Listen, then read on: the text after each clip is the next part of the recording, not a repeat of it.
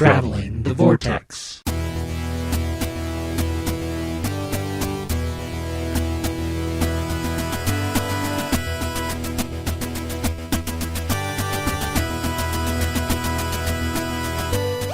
We've joined the Doctor as he travels the Vortex and landed at episode number 51. We are the Children of Time. I'm Keith. I'm Sean. I'm Glenn. Thanks for joining us. Should I record now? You didn't record. I have a warp star. Don't make me use it. Oh, yeah, I have the Hossenfeffer. Wait. Who invents a Hossen? Well, probably some guy named Hossenfeffer, of course. Hossenfeffer. What was it? Offenhauser. Offenheimer. Offenhauser. Was it Hauser? It wasn't Heimer. Offenheimer. Hossenfeffer. Kook! Where's my Hossenfeffer? We call you, what was that old Christmas song? Jingleheimer Schmidt? That wasn't Wasn't a Christmas Christmas. song, It was but John okay. Jacob. Jingle. John Jacob Jingle. We always sing that at Christmas. I remember singing that at Christmas time. That was an all-year song. A great old Sean's Christmas album. Some great old family favorites. Like those holiday favorites like John Jacob Jingleheimer Schmidt. She'll be coming around the mountain. There's a hole in the bucket. Jumping on Grandma's feather bed. These and other tales from St. Olaf are available on our new record collection from K-Tel. Oh, I'm buzzing again. Dang it. I gotta quit moving that mic.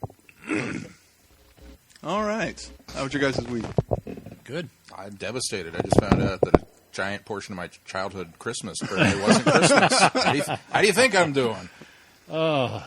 Everyone done with their Christmas shopping? As of recording, we are 1 week from Christmas Day. Yeah, we have all of ours in the bag with the exception of one or two like gift cards. So, of course, we always leave those to the end because you can walk right into a store, get it, and get out. Yeah. We know exactly what we're getting. Although one of the gift cards, we're not sure what it's going to be because we do a gift exchange with Holly's family.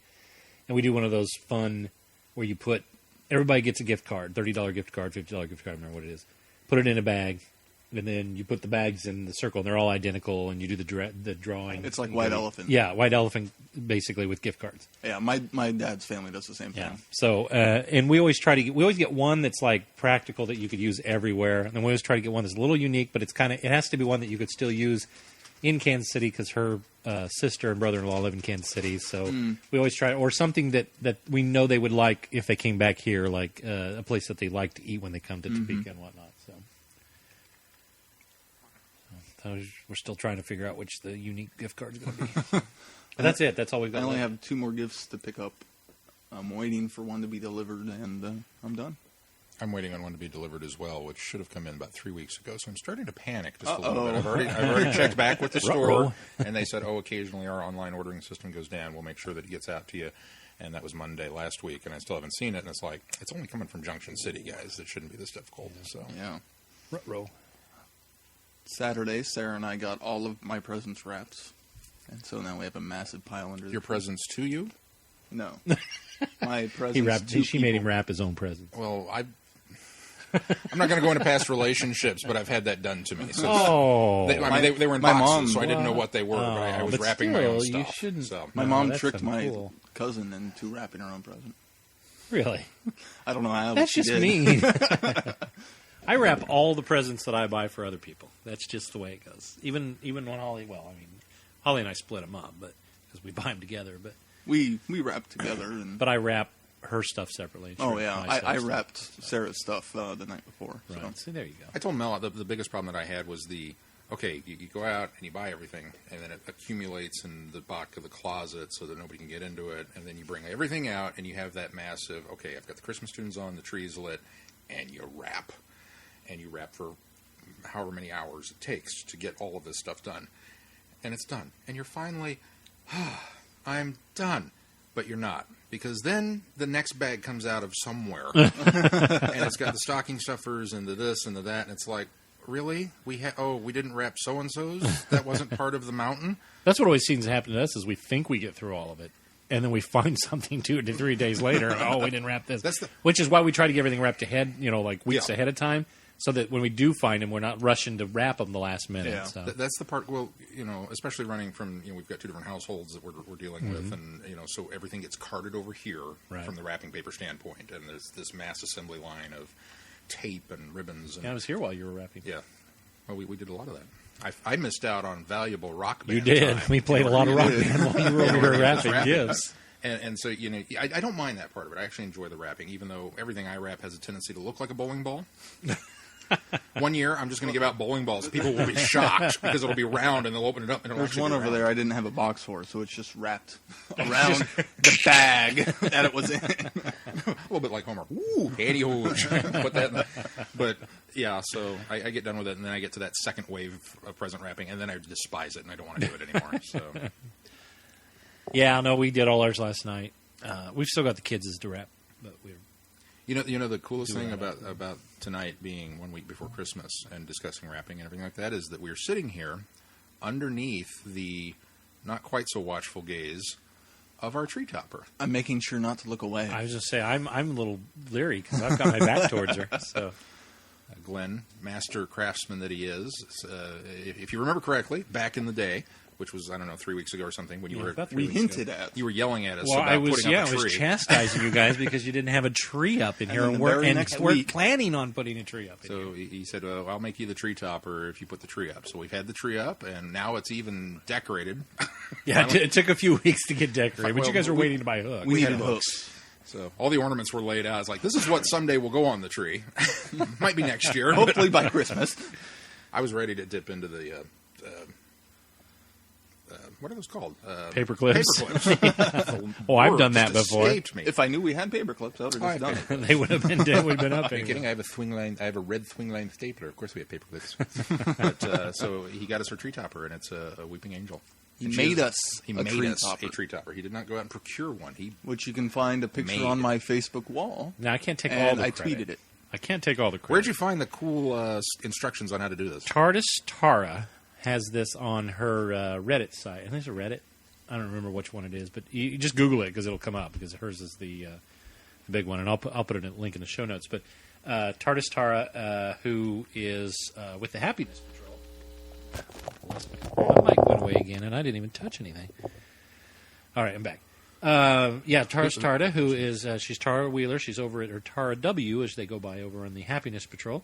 She made one a few years ago, and I stumbled across it online one time, and I was at absolutely, work when you found it, and you're like, "Oh, this is so yeah. awesome! I'm going to make it." Absolutely fell in love with it, and said was going to do it for my tree one of these years, but I knew my wife wouldn't let me, so this was like the perfect opportunity. You guys are going to have a sci-fi tree. Give it to the geeks. We'll and not to post it. mention, you guys were kind of lamenting that you weren't going to have any Doctor Who And, yeah, we don't have any Doctor themes Who on your anything. tree, so We have a thought- TARDIS cookie jar next to the tree. Does that count? Yes, well, it's close. It's like under. It's like a present under the tree. I got to a start cookie. bringing my mic because this is getting worse. I don't know why. It just sits here all the time.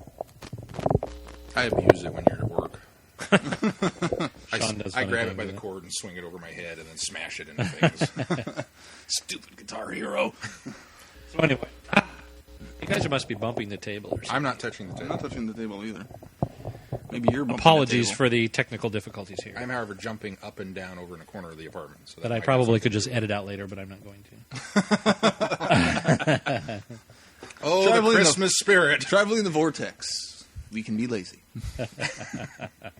You mean can be? We often are We're lazy. Can be just- to we it. just We are. are. But yeah, it's phenomenal. And my thanks to Tara. Is it Tara? Tara. Tara. How'd you Tara. pronounce it? Tara Wheeler. Taylor. It's a Tara. Tara. I think I say Tara, but it's Tara. Yeah, it is Tara You Wheeler. say Tara because you want it to be I more guess. British. I know, yeah. Tara. No, it's Tara. Tara Wheeler. My thanks to Tara for Yes. constructing such an awesome thing and giving Glenn the inspiration to. She's very crafty. to do it. She also knits scarves.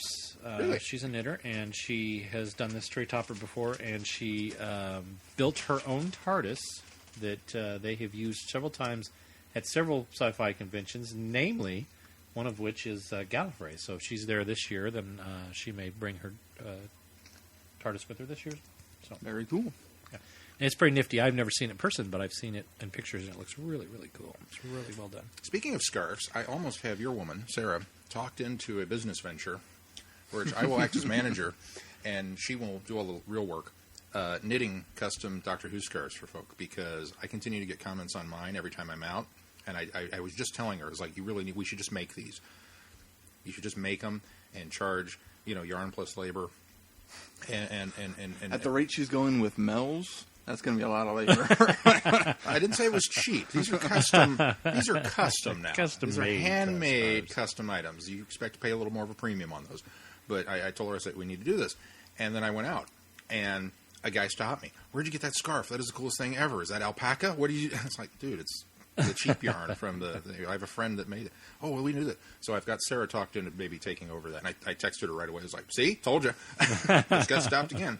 So if anyone out there would like a custom-made Doctor Who scarf, you send me a tweet or a message through Facebook or somewhere on the site, and I'll get Keith's ball and chain on that. I don't think she'd like being called that. No? No, she wouldn't. She wouldn't like that. I did get. I was wearing my my Humbees shirts, which is the 11th Doctor being chased by all the other Doctors as zombies. I got a comment on it saying, "Oh, that's so cool! Is that Matt Smith?" And I was like, "Yeah, it's all the other Doctors as zombies. That's so awesome!" And you handed him a card. Unfortunately, no, because it was such a nice day. I left my coat and the business cards in the car. It has been a nice day. It was on Saturday. It was gorgeous. We've had a couple of days of 50-degree weather. We have. It was weird. It almost felt like December it was in the 60s on Saturday. Mel's irises are trying to come up. They're confused. Oh, wow. So I was like, you guys are in for it this week because we're supposed to have snowstorms. We're getting snow on Tuesday. So Kansas. If you don't like the weather, wait 5 minutes. Stick around. So was there any news tonight, this week, to react to? Keith, what do you got? Stephen Moffat announced that Amy and Rory will be leaving sometime this series for good. Rory? Amy and Rory. Or Karen Gillan and Arthur Darvill will be leaving the series. I'm trying to find the article now. Hold on. So I can clarify. I would presume it's one and the same. Yes, it is. I don't imagine they'll be recasting either of those roles, but...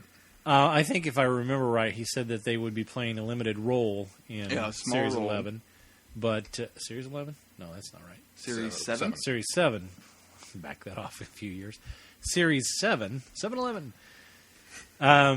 Series 7, that they would be playing a limited role. So we'll get some Amy Rory back. Amy Rory, but that the Doctor will be meeting a new friend. Yes. So I found the article. I'm pulling this from IO9. The final days of the Ponds are coming. I'm not telling you when or how, but that story is going to come to a heartbreaking end. Ooh. Yeah, that's what concerns me a bit, the heartbreaking. Yeah. But Moffat said the Doctor will be getting a new friend who hasn't been cast yet. Maybe they'll kill Rory again. I think they're going to kill somebody. I think heartbreaking. That's the only thing I could think that. And at this point, it's no longer heartbreaking to keep killing Rory. Yeah, that's true. We expect him to come back. Probably killing Amy. And the other bit of news was he promised a year of standalone episodes. Yeah, he said no more two-parters. Right, no more two-parters, which is fantastic because I guess he's from the listening to the or reading the story. I guess he's always been against two-parters, but that's kind of the formula that you use because they look at the appreciation index and he was looking at all the these different and things, basing it off of the ratings dip in the second episode. Well, that's what I'm saying. Is that they've always used those and said that there's a reason why you do those kind of things to keep people around to the next one. And he said that the BBC's audience doesn't need that. And if you look at the AI indicators, the ratings dip down. Actually, I think the AI stays the same, stays consistent, but it's the viewers. The viewership always dips down in the second part of the episode. So he said, what's the point of keeping them around for two parts if you're going to have them, a lot of them fall off anyway, so just do individual episodes and really focus on good episodes. Here's his quote from the Doctor Who magazine. It says, "The big thing is, nothing in the next run is starting out as a two-parter." He confirms in the latest issue of Doctor Who magazine. "At this stage, everything is a single episode, and the only reason it will become a two-parter is if we think it needs to be. Not so much that the story is too long for 45 minutes, because nothing is too long for 45 minutes. But if it feels as though there are two distinct stages to the story. I want to be able to say every week we got standalone blockbuster, then a trailer that makes it look like nothing compared to what's going to happen next week. That's the form for next year. Yeah. I like it. I like the idea. He says, he also goes on to say, this year we used a lot of cliffhangers and mysteries to pull people through.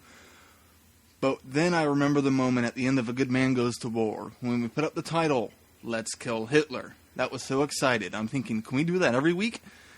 Or you can sod off people with poetic understatement. I want slutty titles and movie poster plots. I want big pictures and strap lines. First episode I'm writing is called Spoiler of the Spoilers. Obviously, they didn't include what it is. Right. And it'll feel a bit like Die Hard, that first episode. Everything is expecting us to do another year. Everyone is expecting us to do another year like 2011. You're not going to get that at all. You're going to get the biggest, maddest set of episodes ever. Yeah. I'm excited about one-off episodes. I'm excited about that. What scares me is when a producer or writer starts talking about movie poster plots and what was the other Slutty quote? titles. Slutty titles. Please don't fall into that gimmick producing that I think a lot of American television shows do. Don't fall into gimmick production. Don't go movie studio mentality. If there's a clever way to hook somebody from week to week based on a title, go for it. If it's a title for the sake of it being a catchy title, don't do it, because you're going to end up disappointing people if you put that mentality into writing these episodes and they end up falling down. Because what you're doing is you're setting up expectations for an episode that don't follow through. And I think Let's Kill Hitler sort of, in a way, is a good example of doing that. Because while underlyingly it's a great story, it should not have been called Let's Kill Hitler. That's what they did, is they made people expect something and then turned around and gave them something else. And again, it was still a great story, but I think he turned a lot of people off by going, Let's Kill Hitler, and then they expected something that they didn't get. If I was a casual Doctor Who viewer and not the dedicated Die Hard fan, and I tuned in for Let's Kill Hitler and didn't feel like I got it, it realistically could be enough to make me... I may not have come back. It would be like having an episode called Snakes on a Plane, and there were no snakes on the plane. Right. There you go. Exactly. The other thing I think you have to worry about with that Hollywood mentality is that, as with so many television shows and movies that are made over here, you wind up with more bang and less mentality. It's all flash and no substance to them. Yeah, as long as it still stays a smart show, I'm fine with it. I mean, you have to look at what's made the most money recently. Okay, Transformers, and what's Hollywood making now? What are they Battleship? Making, what are they making sequels to sequels of? And it's like, ugh, enough. So, I think I think that's a dangerous line to toe and look at. And I think that the slutty titles, while I think they can be fun, I think you have to be really careful with them, because that's the other thing, is Doctor Who has always had, as part of its rich history, bad titles. Yeah. That are awesome. Yeah. The creature from the pit. Wow, I'll bet there's a hole and there's a monster in it. I'm set. I'm ready for that episode. That's where the monster came from. Is the hole. The seeds of doom. I mean that is so epic cliche, but that's what the show is. The talons of Wang Chiang. That's almost too much. Yeah. and so many of it continued into the new episode. Yeah, I mean, the fires of Pompeii, Forest of the Dead, Voyage of the Damned. I mean, there's so many of them that just harken back to that. It's awesome. It's totally fantastic that they did that. And then with season 6 or series 6, we got almost a little more intelligence creeping into them. We started off with classic, The Impossible Astronaut. Okay, that's we're right up there. And then you creep into things like Day of the Moon, Good Man Goes to War. That's more of a literary title, and so even the Almost People, and Rebel Flesh. That's still even kind of more less jazzy and more kind of think about it. Yeah. So I don't know. I'm kind of torn on that. Of course, we all know that Steve Moffat lies, so he could just be pulling our chain. And season 7 Series 7 could be one long. Yeah, because in Series No 6, longer no episodic, returning but serial. classic villains. That's right. Never mind that awesome Cyberman story. That's right. Yeah, I saw a review. Actually, in the last Doctor Who magazine, I finally got the Sarah Jane Tribute Edition, I saw that. which is phenomenal. It finally hit stateside, and I just finished reading it. It's very, very good. And the reviews in the back, they finish off the series, and somebody comments about closing time and the Cybermen showing up, and he says, don't get me wrong, I enjoyed the story, I thought it was good, but the Cybermen need to come back. The Cybermen need to be... They haven't been treated as well as the Daleks have. Well, not even so much that, but they need to be re-elevated back up to A-list villains, which they haven't been probably since Age of Steel. I mean, that's kind of the last one that really had a big Cyberman impact. And I thought of you when I read that. Well, I thought, yeah, they're right. I mean... Age of Steel was the two-parter. The two-parter in the alternate universe. Yeah. I still see them as a big villain in the two-parter for the finale that year. I know You're talking about Army Ghost Doomsday. Yeah, I know it's overshadowed for you guys. I think they're sort of overshadowed the by Daleks, the Daleks, yeah. But It's overshadowed by them, but only I think because- I think they are equal in their villainy in those stories. Well, I agree with that to an extent, but the problem is when 4 Daleks wipe out a million Cybermen, and it's very obvious they don't have the weaponry to go toe-to-toe with them. No. Then all of a sudden it's like, okay, you've pulled the fangs, so...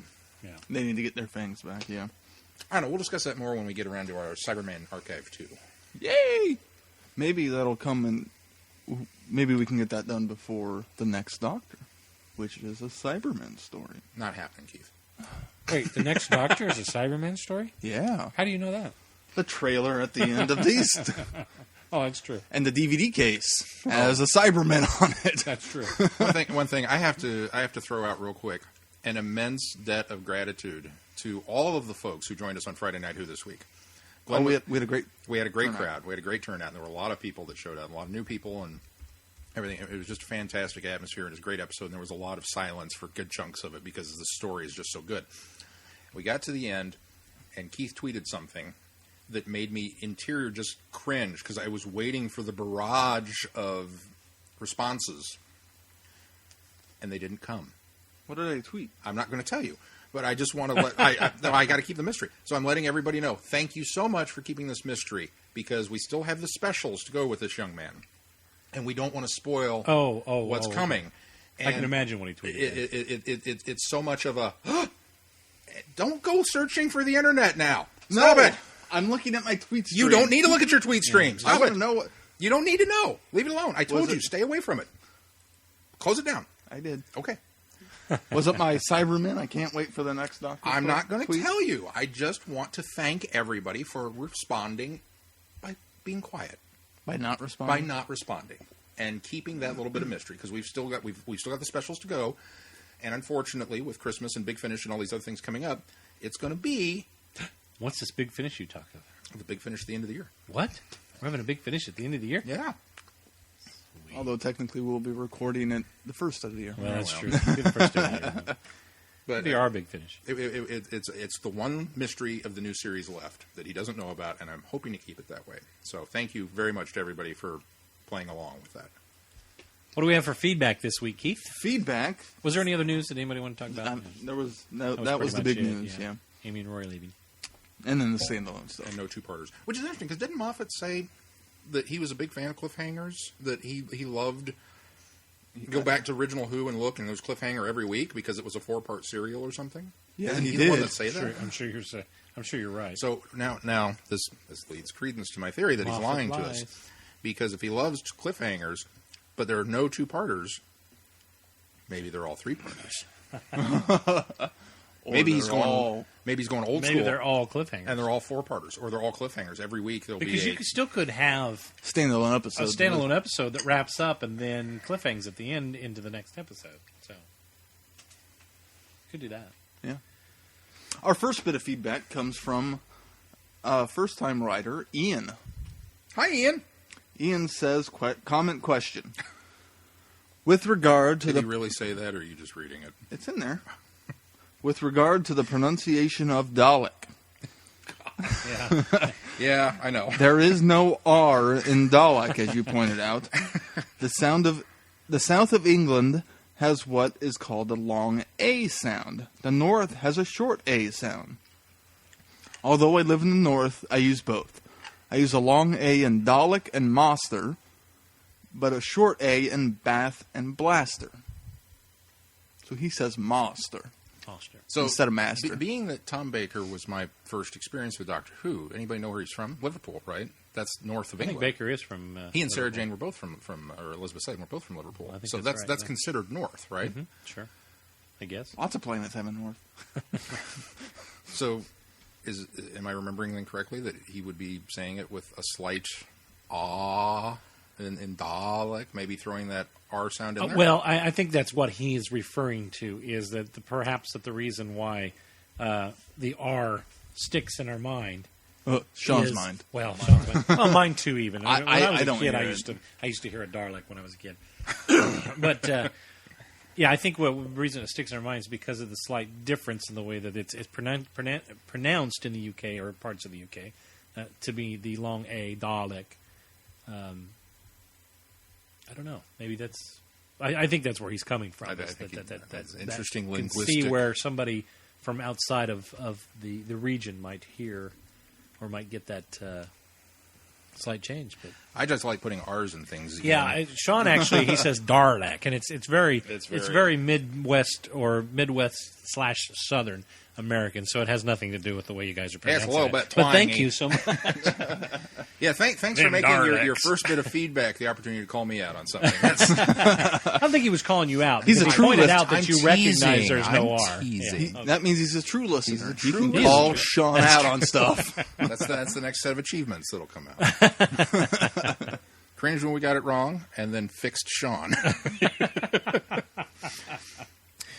But no, thank you very much, Ian, for writing in. We very much appreciate it. Coming up next is from Michelle. Who joined us for Friday Night Who did News. join us? She's joined us the last couple of weeks. Great, I didn't yeah. realize that was Aspie Mitch on Twitter. And she writes under comment question, "Hey guys." She didn't write comment question. She just says, "Hey guys. Just want to clear some things up from your last podcast. First, I believe the word you're looking for is epiversary. I like it. I'll take that. Yeah, It's the good same one, idea as Michelle. an anniversary, but with Yes, episodes instead of years. anniversary. I like it. So I'll buy that. that That's a happy It's a happy medium I'll between take the that. two. You know what that means? This is our 51st epiversary. We need to throw a party. Okay, I think it still needs to be large milestone numbers. A very merry unbirthday to you. And for those of you listening that might be celebrating, happy birthday. And now we've parted ideals again. Sorry, Sean. Second, about the Doctor being a founding father of Time Lord Society. Towards the end of the classic series, script editor Andrew Cartmel had a plan to make the Doctor more than, quote, just another Time Lord, end quote. This was referred to as the Cartmel Master Plan and implied that the Doctor was a reloomed or reincarnated version of a third founding father known only as the Other. For full details, see TARDISWiki.com, the Other. We'll get that in the show notes. And you're absolutely right, Michelle. I was incorrectly attributing the majority of that story thrust to Ben Aronovich, who wrote Remembrance of the Daleks, when we talked about that. And it wasn't until after we were done recording, and it was actually, I don't know, like 3 or 4 days later, that it dawned on me. It's like, that's the Cartmel Master Plan. That's not Aronovich. He just followed along with what had been laid out there. What the script editor. What the script editor had determined. So you're absolutely correct in that, and thank you for correcting me. I'm glad they didn't go anywhere with it. Of course, they would have had the series continued. They'd They'd have. gone into the cancellation And maybe you'd have been all about, wow, this is the best change in Doctor Who to come. But no, you got to be all negative about it. I'm glad it didn't Mr. happen. McCoy's my favorite Doctor now. Well, Yeah. Some alternate bizarro world that would be happening. It would be. in the multiverse. Well, that poses an interesting question. Glenn doesn't like that idea. But if that kept it on the air without having to go through the wilderness years, would it still have been worth it? Well, it's like he was saying. It's the multiverse idea. It probably would have a different impression of it now. You but wouldn't think twice about it because that's what it was. I have new series now that accounts for a lot of my judgment on Who lore, and that wouldn't work now. So yeah, Well, yeah. I would It would also probably would have a change Who different lore. change. I know. The way it had been set up for so many years, though, ahead of that, and then getting into the Seventh Doctor's era, it may still have bothered me. I don't know. I don't like that. But I mean, again, I don't ever. It depends on I don't how it's ever put told. down anybody wanting to evolve the character of the Doctor because it needs to be done. You can't go 50 years with a character and remain stagnant. And I think they've done a good job. Unless you're James Bond. Of not remain. No, James Bond hasn't even remained stagnant. I mean, the whole reboot with Daniel Craig is a testament to the fact that we could reimagine James Bond even. But that's a reboot.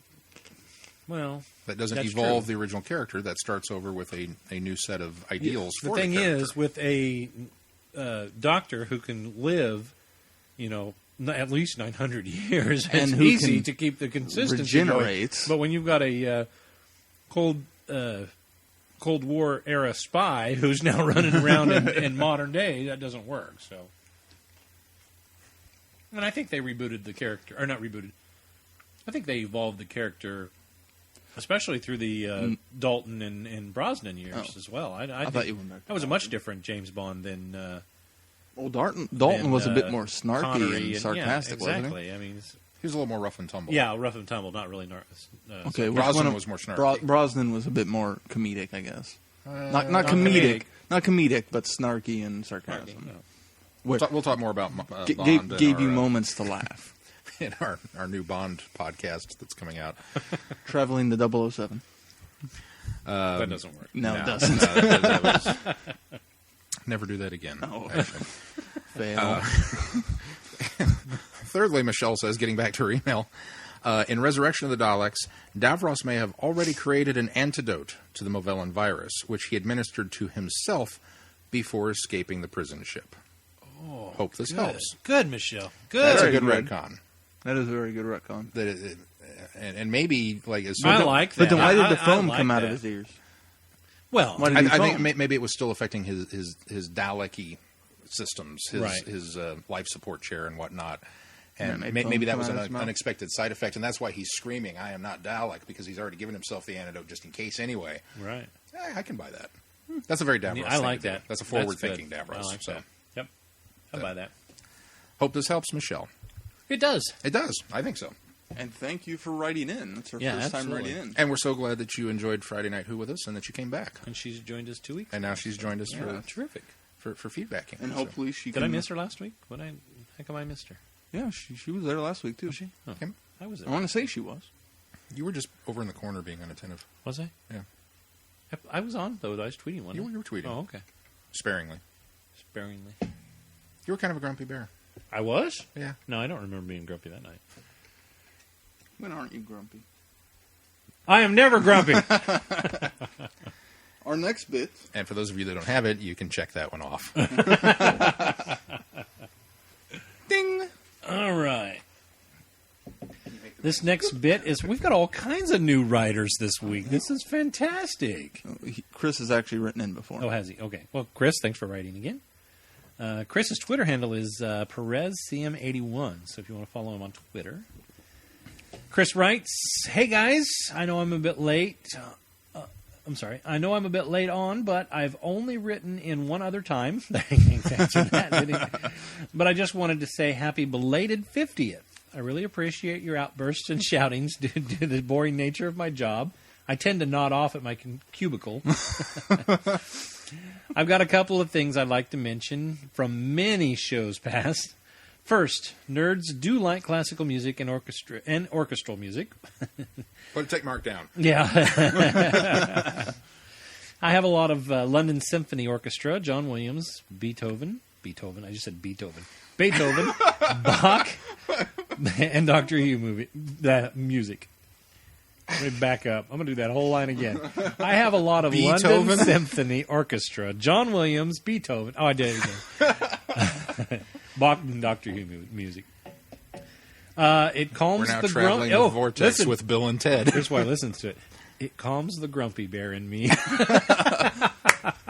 Okay, at work we need to get a Beethoven CD to start playing at Glenn's desk. I'm not grumpy at work. Sometimes you are. Sometimes I am.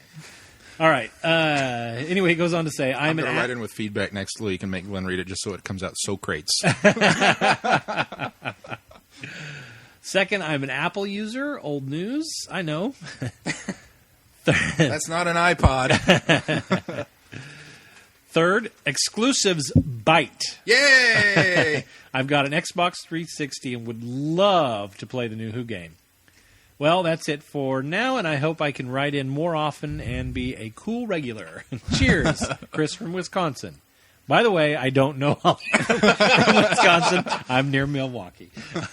Because he knew Sean was going to say, I wonder if he knows Holly. I was right there. Because he did that last time and Chris wrote it.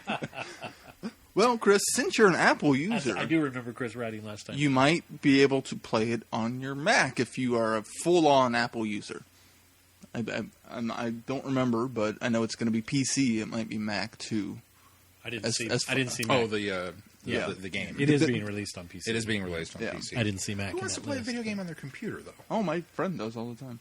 There's a lot of... My friend played Borderlands on his computer. Your Which friend is this? Blake. Your The one cousin... that didn't show for Friday Night Who? No, I'm beginning to question whether or not he really exists. I think he might be a figment of your You've imagination. met him. Even though I've met him. Yeah, and he I think, served you coffee. I think your psyche is that strong that you might be force projecting people into existence now. Back off of tangent. Your cousin Matt is a huge computer gamer. Matt doesn't Huge count. computer gamer. Because every time we get together, Matt says, I could totally whip your butts in Halo if I had a keyboard. Yeah, he does. I've heard him say that a lot. What? Sorry, Matt. Had to call you out on that That's one. not the point. And some games aren't available on console, like Star Wars Old Republic, True. which I would love to play, but I don't want to pay. Aha! No, it's not pay to get it. That software. It's pay to get on. I online. understand. Yeah, That's my point. That's my problem with MMOs. But there are other. There's a PC lot of them are games. going to Free-to-play, Free I to know. play. I know DC but Universe you just still did. but you still have to buy things to get into the really cool areas of free to play. Before I get tons and tons and tons Doesn't of work. angry feedback, I'm totally being facetious because you can attest to this, Glenn. I am the worst person in the world at Roller Coaster Tycoon. You're not the worst person. I am the worst. No, you're not the worst person. I had at it. to You do fantastic at it. But no, you're very, very good. I'm the at worst roller person in the coaster world because I had You to get uninstall sucked it into because it. I will play Yes, it nonstop. that's where you're worse. On my computer, and I've tried. I bought the But Xbox you're very good version. at it, so Well, don't thank undersell yourself. you. Thank you. I should own a theme park. That's kind of my There you go. my goal. But I tried the Xbox version and it didn't work for me because I got to have the point and click interface. So Yeah, I played it on Xbox too, and that doesn't work. not the same. Some things just don't translate. You guys realize what this means? What's that? We're huge in Wisconsin. We are. We've got 2 listeners. Two. Well, we in know Wisconsin. we've got That at we know least of. 2. we know of. Because those 2 write in. So if we follow that formula on podcasting that I looked up, for every piece of feedback you get, that equates to at least 10 people who didn't write in. So that that means 20 we have people at We in have at least Wisconsin 20 that did- people in Wisconsin listening to us. Well, no, wouldn't that be at least 22? Yeah, at least 22 people in Wisconsin. I made Well, that hello, stat up. Wisconsin. Thanks for listening. That's the end of that 70s show. Yeah. Hello, Wisconsin! Our next bit comes from Phil. Not Dr. Phil. Odd Duck Phil. Odd Duck Phil. Odd Duck Phil. Hi, Phil. He says, comment, question, comment. Merry Christmas, Who Peekins. Okay, it's not Christmas yet, but close enough. I would love to launch into a huge dissertation on Stolen Earth, Journey's End, as Journey is perhaps my all-time favorite episode. But I'm swamped with the move and job hunting. Plus, I have this ring and the woman I love, and I'm trying to finalize my grand plot to put the 2 together come Christmas. Before you ask, no, she hasn't seen any Doctor Who. Just got through Firefly, though. She's making progress at least. Okay, I have to stop you there. I got this email just, I don't know, a couple hours ago, right? It just came in tonight? Or was this one No, earlier? he sent it in But this is the one that was earlier in the week. 5 hours ago. Well, okay, earlier today. And I read it, and my brain seized up because what move, what job hunting, and what woman? Apparently, he's only been filling you in on his Who-ness. Apparently, I now, admittedly, it's been like 3 weeks since I last talked to the guy, but dude, seriously? Call me tomorrow and fill me in. We don't have to talk video games. We can talk real life. I'd like to think that I'm not that far removed from reality that you couldn't talk to me about this stuff. So please call me. And I guess congratulations. Let me know what the hell's going on. Okay, congratulations in advance, and assuming she says yes. That's true. She may not have said yes yet. Well, he's still trying to finalize the grand plot, apparently. So, and good on you for getting her through Firefly. So Yeah, hopefully she liked Firefly, and that's a good stepping point into other sci-fi. Because Firefly is such a gateway drug. It is. It really is. And it's a good Whedon gateway drug. And Glenn's over here grimacing because he likes Firefly, but he doesn't like it as much as you and I like it. No. I like Firefly. It's really good. Really good. He hasn't rewatched it as much as you and I have. I've only been through the series once. I've seen it at least 4-5 times. See, I've only been through it twice. 3 times if you count all those times I checked into it on Space, even though I wasn't watching. That doesn't count. Okay. I just wanted the sticker. Okay, Journey's End. Wow, going to skip right to the highest high, then the lowest low. Highest high, everyone jumping in the TARDIS to escape and watching the entire Who family tow the Earth back home. Would love to have witnessed Keith's reaction when K9 came in to help. Tennant's manic jumping about to explain why he acts as he does when he pilots it. The dead stop as he asks Jackie to step away. And once again, the Song of Freedom. No matter how many times I see it, I tear up with happy tears during this scene. The lowest low, Donna. Donna made me cry sad, sad tears, like Dumbo visiting his imprisoned mom sad. She will always be my favorite companion, and knowing she can't really be brought back in the future kills me. Watching her beg the doctor not to wipe her memory, seeing her revert to the Donna we first met, and finally, the look of incomprehension when she's introduced to the doctor. It leaves me a wreck every time I see it. Okay, all I have for this week. Keep up the great work. Wishing you the happiest holidays. And so help me if you pan these 2 episodes. Partridge in a Pear Tree Phil. P.S. A thought on Doctor Who ranking. If you can compliment a great Doctor Who moment from a doctor other than your doctor without an immediate addendum of how your doctor is better / would have done better, etc., then I think you're entitled to graduating from novice rank pending review. PPS, way to go, Harriet Jones, former Prime Minister. And he's got a very valid point there. You have been stuck at novice level for quite some time. I have been stuck in novice. But I thought we agreed that to graduate from novice, I need to go through my doctor's regeneration. Or is that to go to experienced? I think it's just to move on to another level. I don't think that's to get away from novice. So that's just a we level could be waiting another 2 years for that. So really, I could move on from novice. Yeah. If we implemented Phil's ruling, we could bump you up from novice to maybe beginner. I like that. But you'd have to do what he says. You'd have to witness a cool moment with a doctor and a companion and talk about it and be awed by it without going, yeah, well, Matt Smith would have done it this way. I haven't done that a lot with Tennant. You've done that a lot. I have not done that every single episode. That's why you wrote that, I guarantee you. This series, have I really done that much? You have. You've done that a few times. I wasn't planning on even bringing up Matt Smith in these last 2 episodes because they were so awesome. Well, we'll see. Maybe at the end of the podcast you'll get promoted. Promoted to beginner. I think going through your own doctor's regeneration should automatically jump you up to expert. No, I don't think it'd get you to expert. Not expert, but it'd knock you up there. Maybe to Whovian? Going through it and staying with the show. That's... You have to be 2 doctors later in order to... All right, our next piece of feedback comes in from our other Phil. This is from Dr. Phil. He writes, Greetings, protectors and defenders of the Vortex Christmas TARDIS, i.e. Sean's Christmas Village. I mean Vortex. And I guess I have to explain that now, is that I went out and I'd been talking. We set up the Christmas Village at Mel's house, and I lamented that I didn't have a TARDIS to put in the Christmas Village.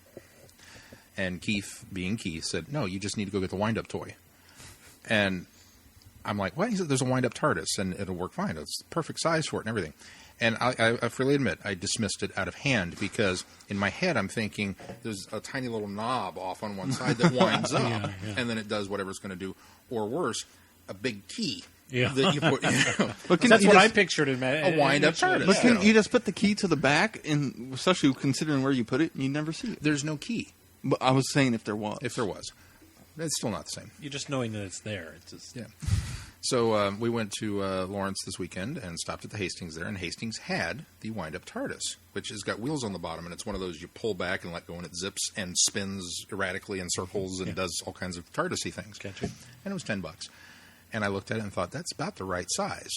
I think that'll work. And so I picked it up and put it in my cart. And Keith and Sarah were there, and they came by. He goes, oh, you're going to get the wind-up TARDIS. And it wasn't until he said that I looked down at it and realized this was the toy he was talking about. And I was like, damn it. And I said, for the Snowy Village. So I got home and ripped it open and put it in the Snowy Village, and it's perfect. And I tweeted out a picture on it. So I suppose we can get that posted to the website, along with our Angel and all other Christmas. She's still up there. She still hadn't moved. Okay. We're taking I'm turns. keeping an eye on her. We're taking turns. Oh, my God. Did she just move? Won't you freak out if you guys come out tomorrow and our hands are no longer over our eyes? You should have made two. Okay, I'll see you all later. Switch them out, put the scary one up there, and then left, and we'd all been like, ah! Dude. Awesome idea. Why didn't you think of that? I don't know. Why do I have because to set I didn't want to myself make up for two. these practical jokes? It's taken me all weekend to make one.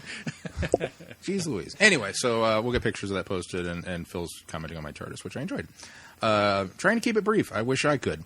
As I know I sent a whole lot of stuff in, just some thoughts on the Series 4 finale. Am I one who thinks Davros was totally wasted, and that a plan that goes against the Daleks' innate desire to survive seems strangely suicidal? Not really sure how they would have gone along with such a scheme. The Dalek Death Star. I mean Crucible. That was totally cool, quite cool, and while I really dislike this end to a strong series, Donna shines above all else. The overly self-referential need for Torchwood and Sarah Jane was a bit much, but did appreciate the joke about the fanfare every time Mr. Smith activates. The plot was misguided and a mess. A feel-good ending, but that dilutes Rose's original departure. And handy. Oh my, don't get me started. All right, enough Christmas grinchiness. Now let's talk positives. K9. Yay! Oh, by the way, did I mention K9? Yay! Keith sent you a tweet showing the beginning of the new K9 series. For K9, wishing everyone a Merry Christmas, try, and he's got some links here, which we will post in the show notes, which apparently you can get K9 wishing a Merry Christmas. More positives. I thought that despite having Terry Malloy reprise his role of Davros, Julian Bleach does a good mixture of him and Michael Wisher's original, albeit a bit deranged. The Shadow Proclamation being a place rather than a treaty was a bit odd, and while it doesn't make much sense, it was nice to see. I really think that the end of Series 4 would have been a better place to end Tennant's reign, as I don't think that for a couple of the specials he was quite as effective. I do think the feel-good nature to this end is a better holiday vibe than we get later. But I don't want to spoil anything for Keith. Thank you, Phil. Keep up the great discussion, guys. Hope you're having a great holiday season. Dr. Phil. So Phil apparently is not as enamored with it as I am. Well, I think we'll talk a little bit about it because there are a few points that Phil that hits on that I don't think I had as much problem as he does with them, but they're ones that I sort of sympathize with because they were ones, especially since Caitlin and I just watched this before I came over. So, you're real fresh. So I'm real fresh on it, and it wasn't until this time that a couple of these things hit me. So, our next pick comes from Chrissy. Chrissy, hi Chrissy. Hi Sean. No, just kidding. She says, hi, Vortex boys. Great podcast last week. Though, if you are going to start reviewing Big Finish stuff, I'm going to need time to listen to that, and your 3-hour-plus podcasts aren't going to be much help. By the way, did you all know that there is a daily limit of tweets you can send on Twitter? Apparently, I hit that limit Friday night for Friday Night Who. What can I say? It was a fantastic two-parter, and I had a lot to say about it. Is that true? I didn't know you could. She I went didn't know that. strangely silent just before the Huh. end. She did. I And just I- thought it was such an I emotional kind of just end. chalked it up to the emotionality of it until she sent that feedback, and I thought, really? I'll be darned. How have we not been tagged on that by now? 'Cause, But- I mean, Dr. Who Bar and everybody does. Yeah. You know, But Dr. she on was Twitter. still able to send in a thanks. I look forward to next week tweet.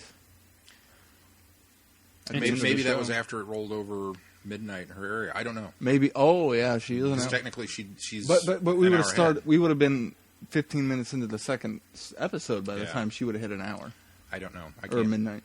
I don't know. She's in that weird Utah time zone. Anyway, speaking of Friday Night Who, here are my thoughts on The Stolen Earth and Journey's End.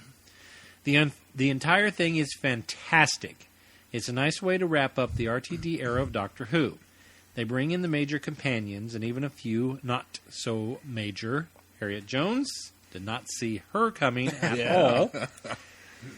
And it's been so long since we saw the Daleks that I'm fine with them being the villains in this one. It's almost fitting that they are the bad guys for this finale. The Stolen Earth is so fast-paced and intense that it does feel like 45 minutes. Journey's End is paced so well, though, not as fast as the first part. The whole TARDIS crew piloting the Earth back home is one of the happiest moments on TV, and of course, it just has to be followed by one of the saddest. I never liked what happened to Donna, to be honest. She grew so much from her time with the Doctor and became so much more sure of herself, and she was so happy. I wish that she could have at least remembered her adventures, even if the Time Lord meta-crisis made it so she couldn't travel in the TARDIS. Maybe the time travel background radiation thingy would mess her up. But at least let her remember the Doctor. Good grief. Yeah, I agree. I'm tearing up now. Sorry, I'm thinking about it. Anyway, really excited for what you all have coming up. And if you haven't segued into it yet, I will let you explain to your listeners what you have planned. Hope you all have a wonderful Christmas. Chrissy. Thank you, Chrissy. Thank you, Chrissy. Yeah,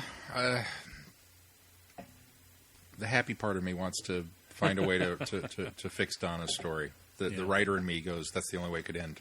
Yeah. Unfortunately. It tears me up, though. I'm with you. Yeah, I'm starting to get... Well, I'm going to move on to Holly Max before you guys start weeping. Yeah.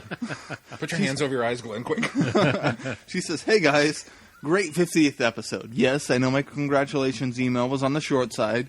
Had a busy weekend last week and wanted to make sure that I had sent in feedback before you guys recorded. Compared to our episode, everything was on the short side.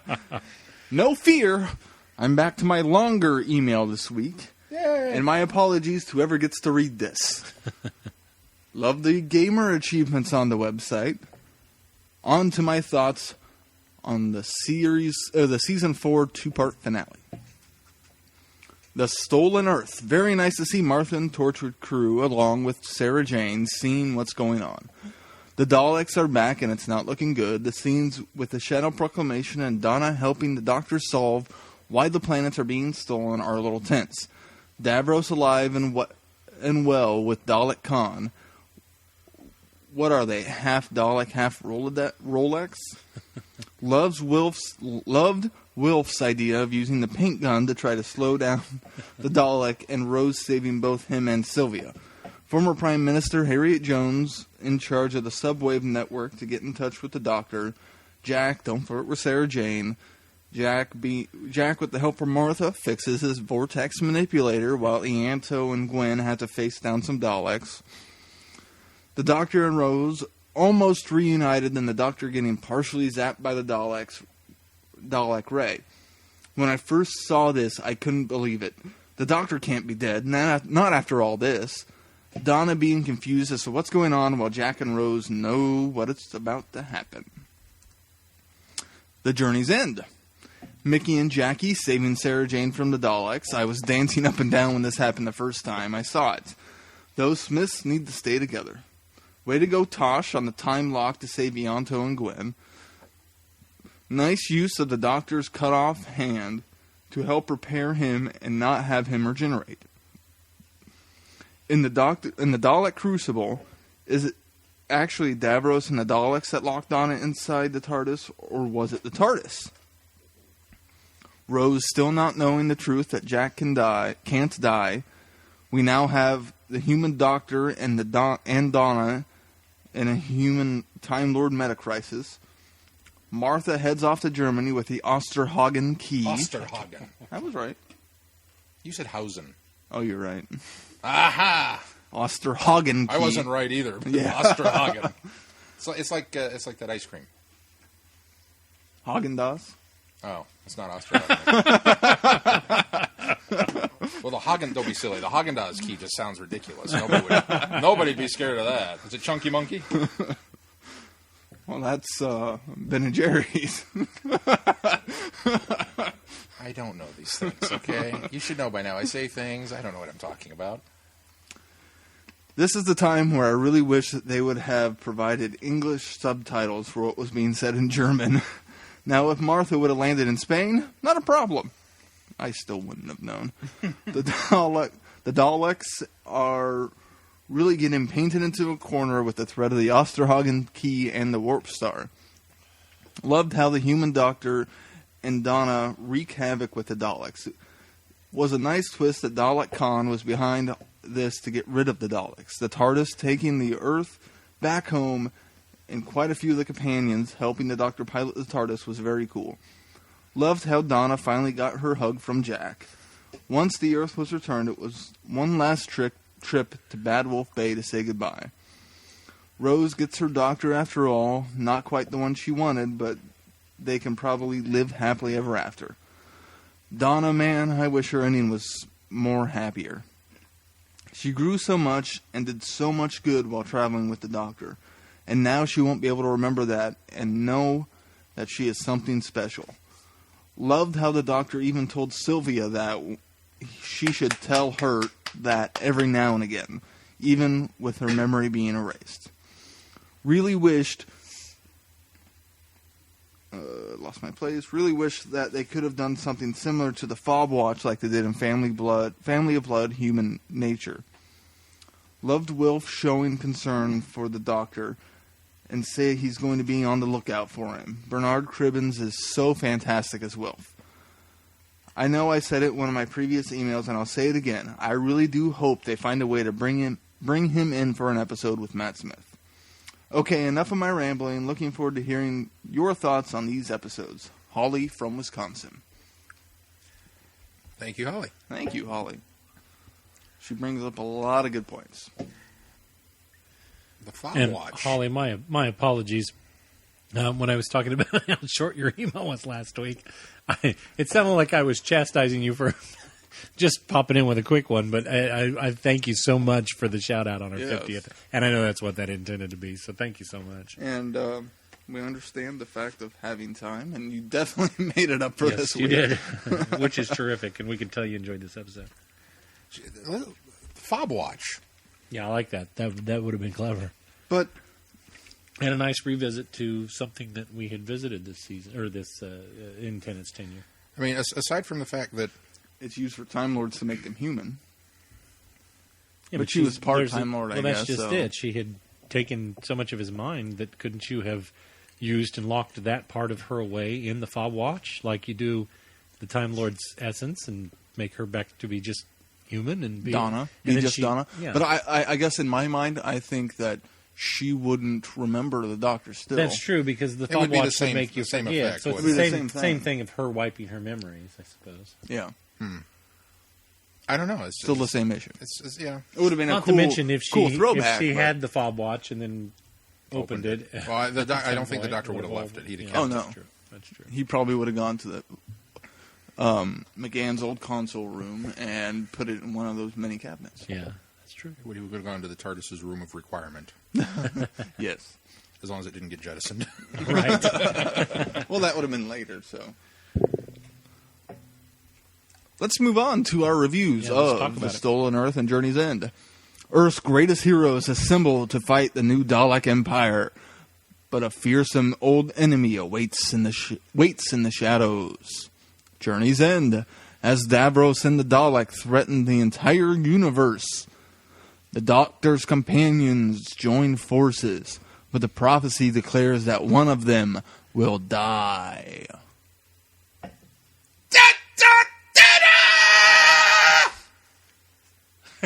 Let's start with Stolen Earth. I really like Sean this really one. liked this episode. These two episodes, I think, hands down, are two of David Tennant's runs. Of his run, are two of the best episodes in his run. Obviously, there's so much good in this, and You know how even when he doesn't say Matt Smith, he does. I didn't say Matt It's Smith. in there. I didn't say These Matt two Smith. episodes of David Tennant's run are two of the greatest. We have, in all of Doctor Who, we have to compartmentalize them in the actor playing the Doctor. Am I wrong? Continue. Would you say that these are the two best episodes in all of Doctor Who, even for your love of so many Tom Baker stories? I would say that these are, in many ways, two of the best episodes of television ever.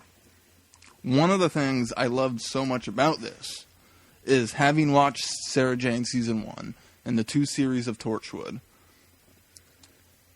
Those were really fun and nice to watch, but it always felt like they were their own shows, their own universe, except for the Torchwood where Martha shows up. This makes it feel so much like they all share the same universe, more than Martha showing up on Torchwood. Because Ianto and Gwen are there, and then the references to Tosh and Owen, and the references to Maria in Sarah Jane's area and her dad, and there's so much squee in these two episodes. Also, putting the squee aside, because so much of this is fan service, and so much of this is squee.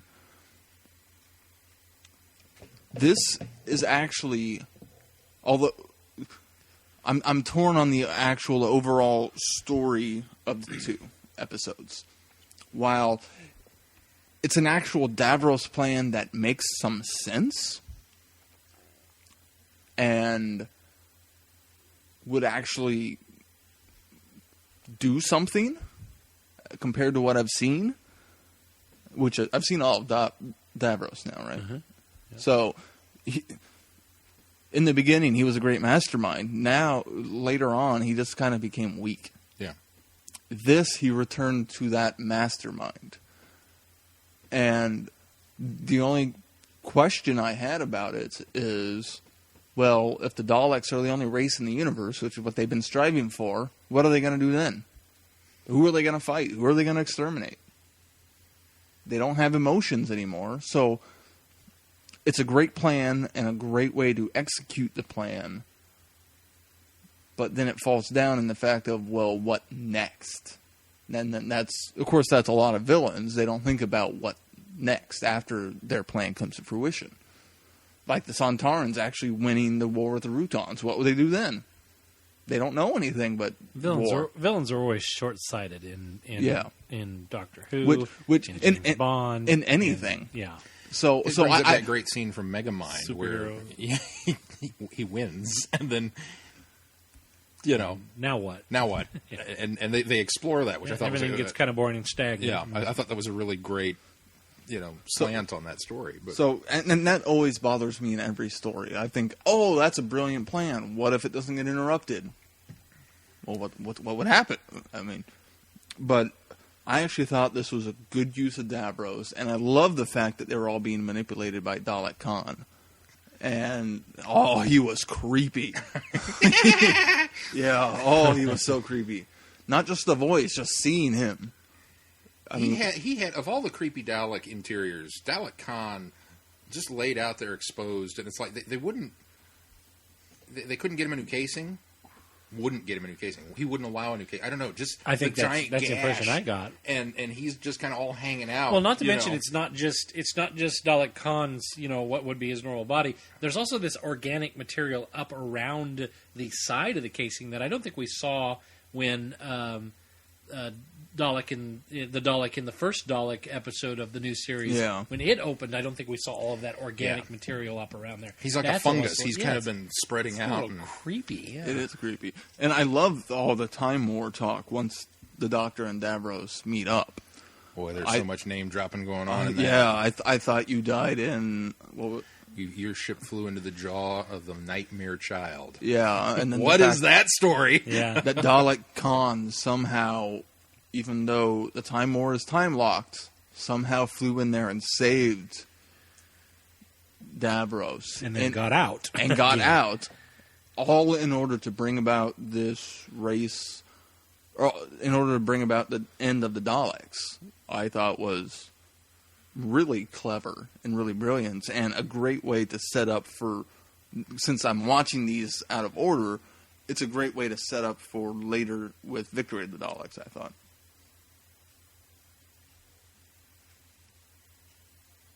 I don't know.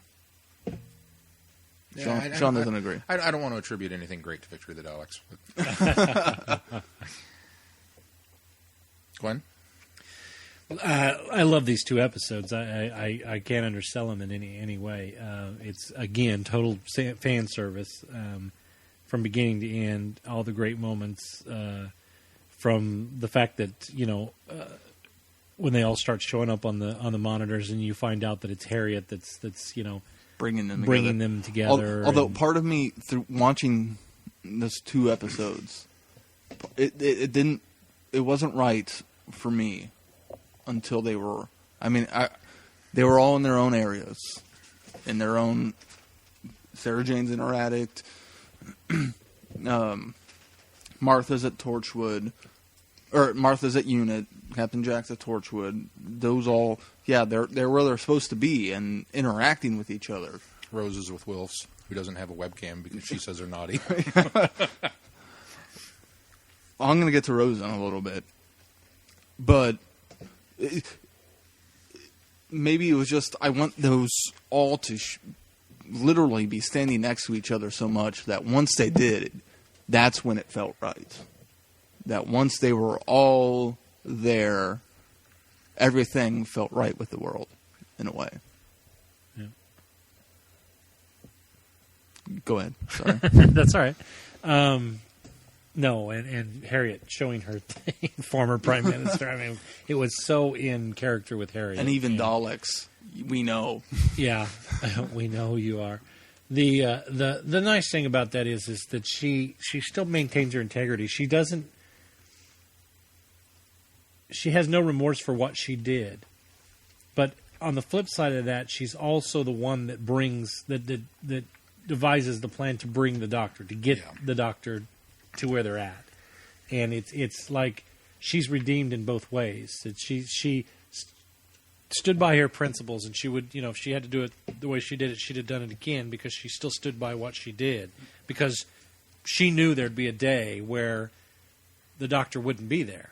And they were experiencing that. And they were experiencing that day now. But then again, the subwave network was the thing that she then devised, which is the right way to do it in order to bring the Doctor there when they needed him.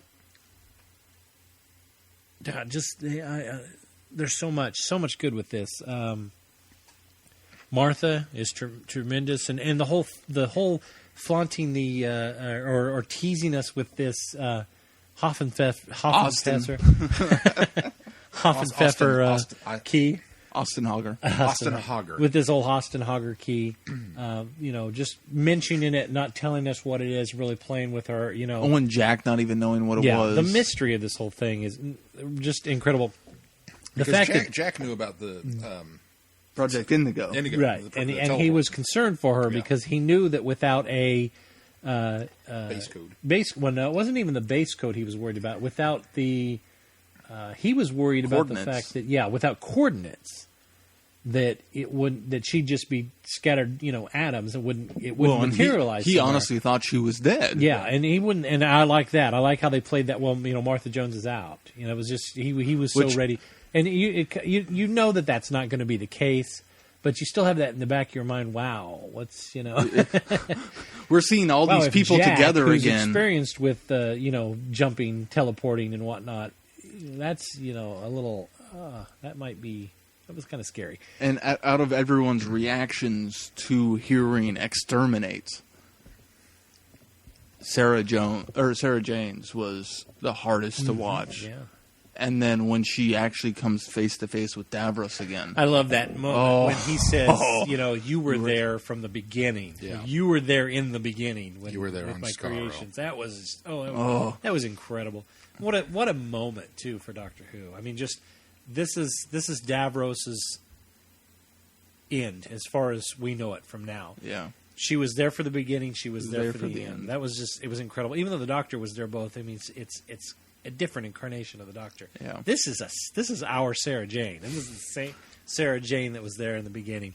Was there at the end as well, and that book ends it better than anything, in my opinion. Yeah. I agree.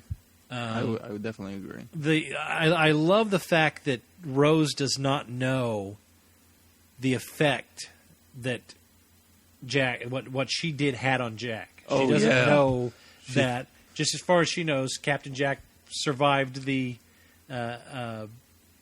incident. When Because she didn't remember anything when she was possessed. Exactly. Yeah. So as far as she knows, he was fine. He shows back up. It's a reunion of sorts for them. And then when he ends up getting shot by the Dalek, her, running to him and the Doctor just playing it off like, There's nothing we can do. Nothing we can do. Nothing we can do. And he keeps looking over. And the wink from Jack was fantastic. Even though we've seen it before, we've seen this route. We saw it in Last of the Time Lords. That was the thing that he did that. Was it there? No, it was in Utopia. No, I can't remember what it was. Anyway, whatever it was, it's been used as a ruse before. And I'll be honest, I fell for it. Yeah, well, No, again. I did. Going back and I didn't rewatching this time. Friday, and Jack gets all indignant and pissed off, and he pulls the gun and starts blaring away at the Dalek, and gets shot. And I'm looking at him going, Jack, dude, really? You know, if you're going to aim for, you got to aim for the eye stalk. You know that. If you're going to do anything, you don't, you of all people, I mean, I guess I was just thinking, well, it's nice that Jack, knowing that he can't die, he's going to provide the emotional outburst that nobody else can. Yeah. He's going to go out and mouth off and get shot, and then he'll be okay. And it wasn't until he looked up and winked at the Doctor that I remembered, oh, yeah, that was the plan. It was a ruse. I forgot.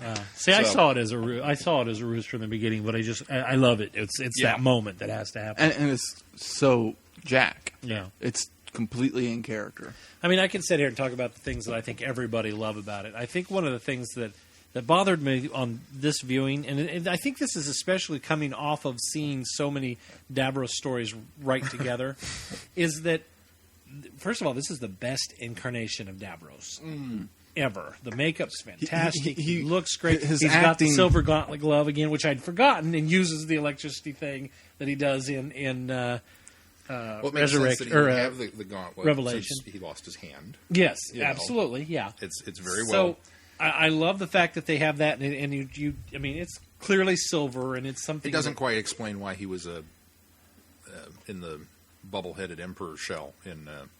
Well, it's true, but Remembrance, I Well, that was a remembered in decoy. Remembrance. I went back in and looked. Remembrance, when you gave up Remembrance, the last of your human in Remembrance, vestiges I for- went back and I looked, and he still has somewhat of a body. So I don't. We don't know it what he was doesn't- like underneath Yeah, there. exactly. It works. I don't have a problem with that. Not to mention, it's all. I mean, it's the whole hand. You can tell is metal, so it's just a new appendage. And the actor gave it a bit of Palpatine, Emperor Palpatine, in my opinion. We've been talking about that though. Gave all- what a all little bit of month, that Emperor Davros is very Mo- Palpatine. more so in this. Gave what? His performance. Oh, I don't of think Davros. So. No. He- I haven't seen that all along. The only Other only than Force thing. Lightning. That's just it. That's the only thing that is very Emperor Palpatine to me is the Force lightning. But even before he did the Force when lightning, you guys I said thought that, his no, performance you guys is a sort bit of glossed on that last week or 2 weeks ago. last week. I totally disagree. I've never seen Emperor Palpatine in this. I mean, he's never been that type of character. This is like the only thing I agree with is the fact that he sort of engineered the events to happen, which is similar to Palpatine. But Palpatine engineered events to happen behind the scenes, whereas Davros was almost just on the edge of the scene. You know, See, it I guess was right there, but not since Genesis of the Daleks did you really feel like he was puppeteering things. I mean, it's not that I don't consider Davros like Palpatine in the way that of the puppeteering. It's the performance of the actor. oh, see, I totally disagree. Especially in this one, it felt a little Palpatine to me, I don't see that at all. which was great. I really enjoyed the actor's performance to it. It just part of it was like, oh, that looks familiar, or that sounds familiar. But I tell you, the genius of the performance... I've always loved Palpatine. Yeah, Yeah, but I don't see it at all. the genius of the performance of Davros in the two-parter is where this is really coming full circle for him, and it's back to the Genesis of the Daleks' roots of Davros, that he is the scientific know-how, and he is pulling some strings versus the megalomaniac trying to run things Emperor. He's, as the doctor points out, they've got you in the vault. You're in the basement. You're locked up. He again is the slave. Well, and literally, he's tool. He's back to being the creator of these Daleks because he gave his skin and his body to build this army of Daleks. Creepy scene when he pulls out. Oh yeah, That was cool. But this for me, the core of this goes back to. I mean, we've had all these Davros episodes that have come later, where it's all the screaming and the shouting and the megalomania, and it really, I think that's in this one as well. well, it's there. It is. but in the 5th, 6th, and 7th Doctor episodes with Davros, he almost becomes a cartoon caricature of himself. That's the beauty of this. This returns him to his roots. This is both, though. This is both the Davros we saw in Genesis of the Daleks and the Davros we saw in Remembrance of the Daleks. To me, it is elements of both, because he is the Davros that is the scientist, that is the engineering these Daleks in order to become a master race, and master came up with species. the reality bomb. But it's still the megalomaniac side of it, the fact that he is so intent with coming up with this bomb that's going to just eliminate everything. I mean, it's just, that's a megalomaniac ideal right there itself. But that goes back to Genesis. When and I blame the 4th Doctor, when Tom Baker asks him, if you had a virus that would destroy everything in all of creation, would you release it? And Davros thinks about it and says, yes, I would, because to have such a power would elevate me above the gods. That's what the reality bomb is. The reality bomb is that virus put into practice, and it's not just going to kill everybody. It's going to destroy everything. Yes. Every atom of matter, every planet, every sun, every person, every dog, cat, whatever. Boom, gone. And that appeals to not only the scientist, but the megalomaniac in him. But not so much the Remembrance Davros, where and I'm going to say this, as much as I love the episode, he's idiotic enough to allow the Doctor to goad him into making a mistake.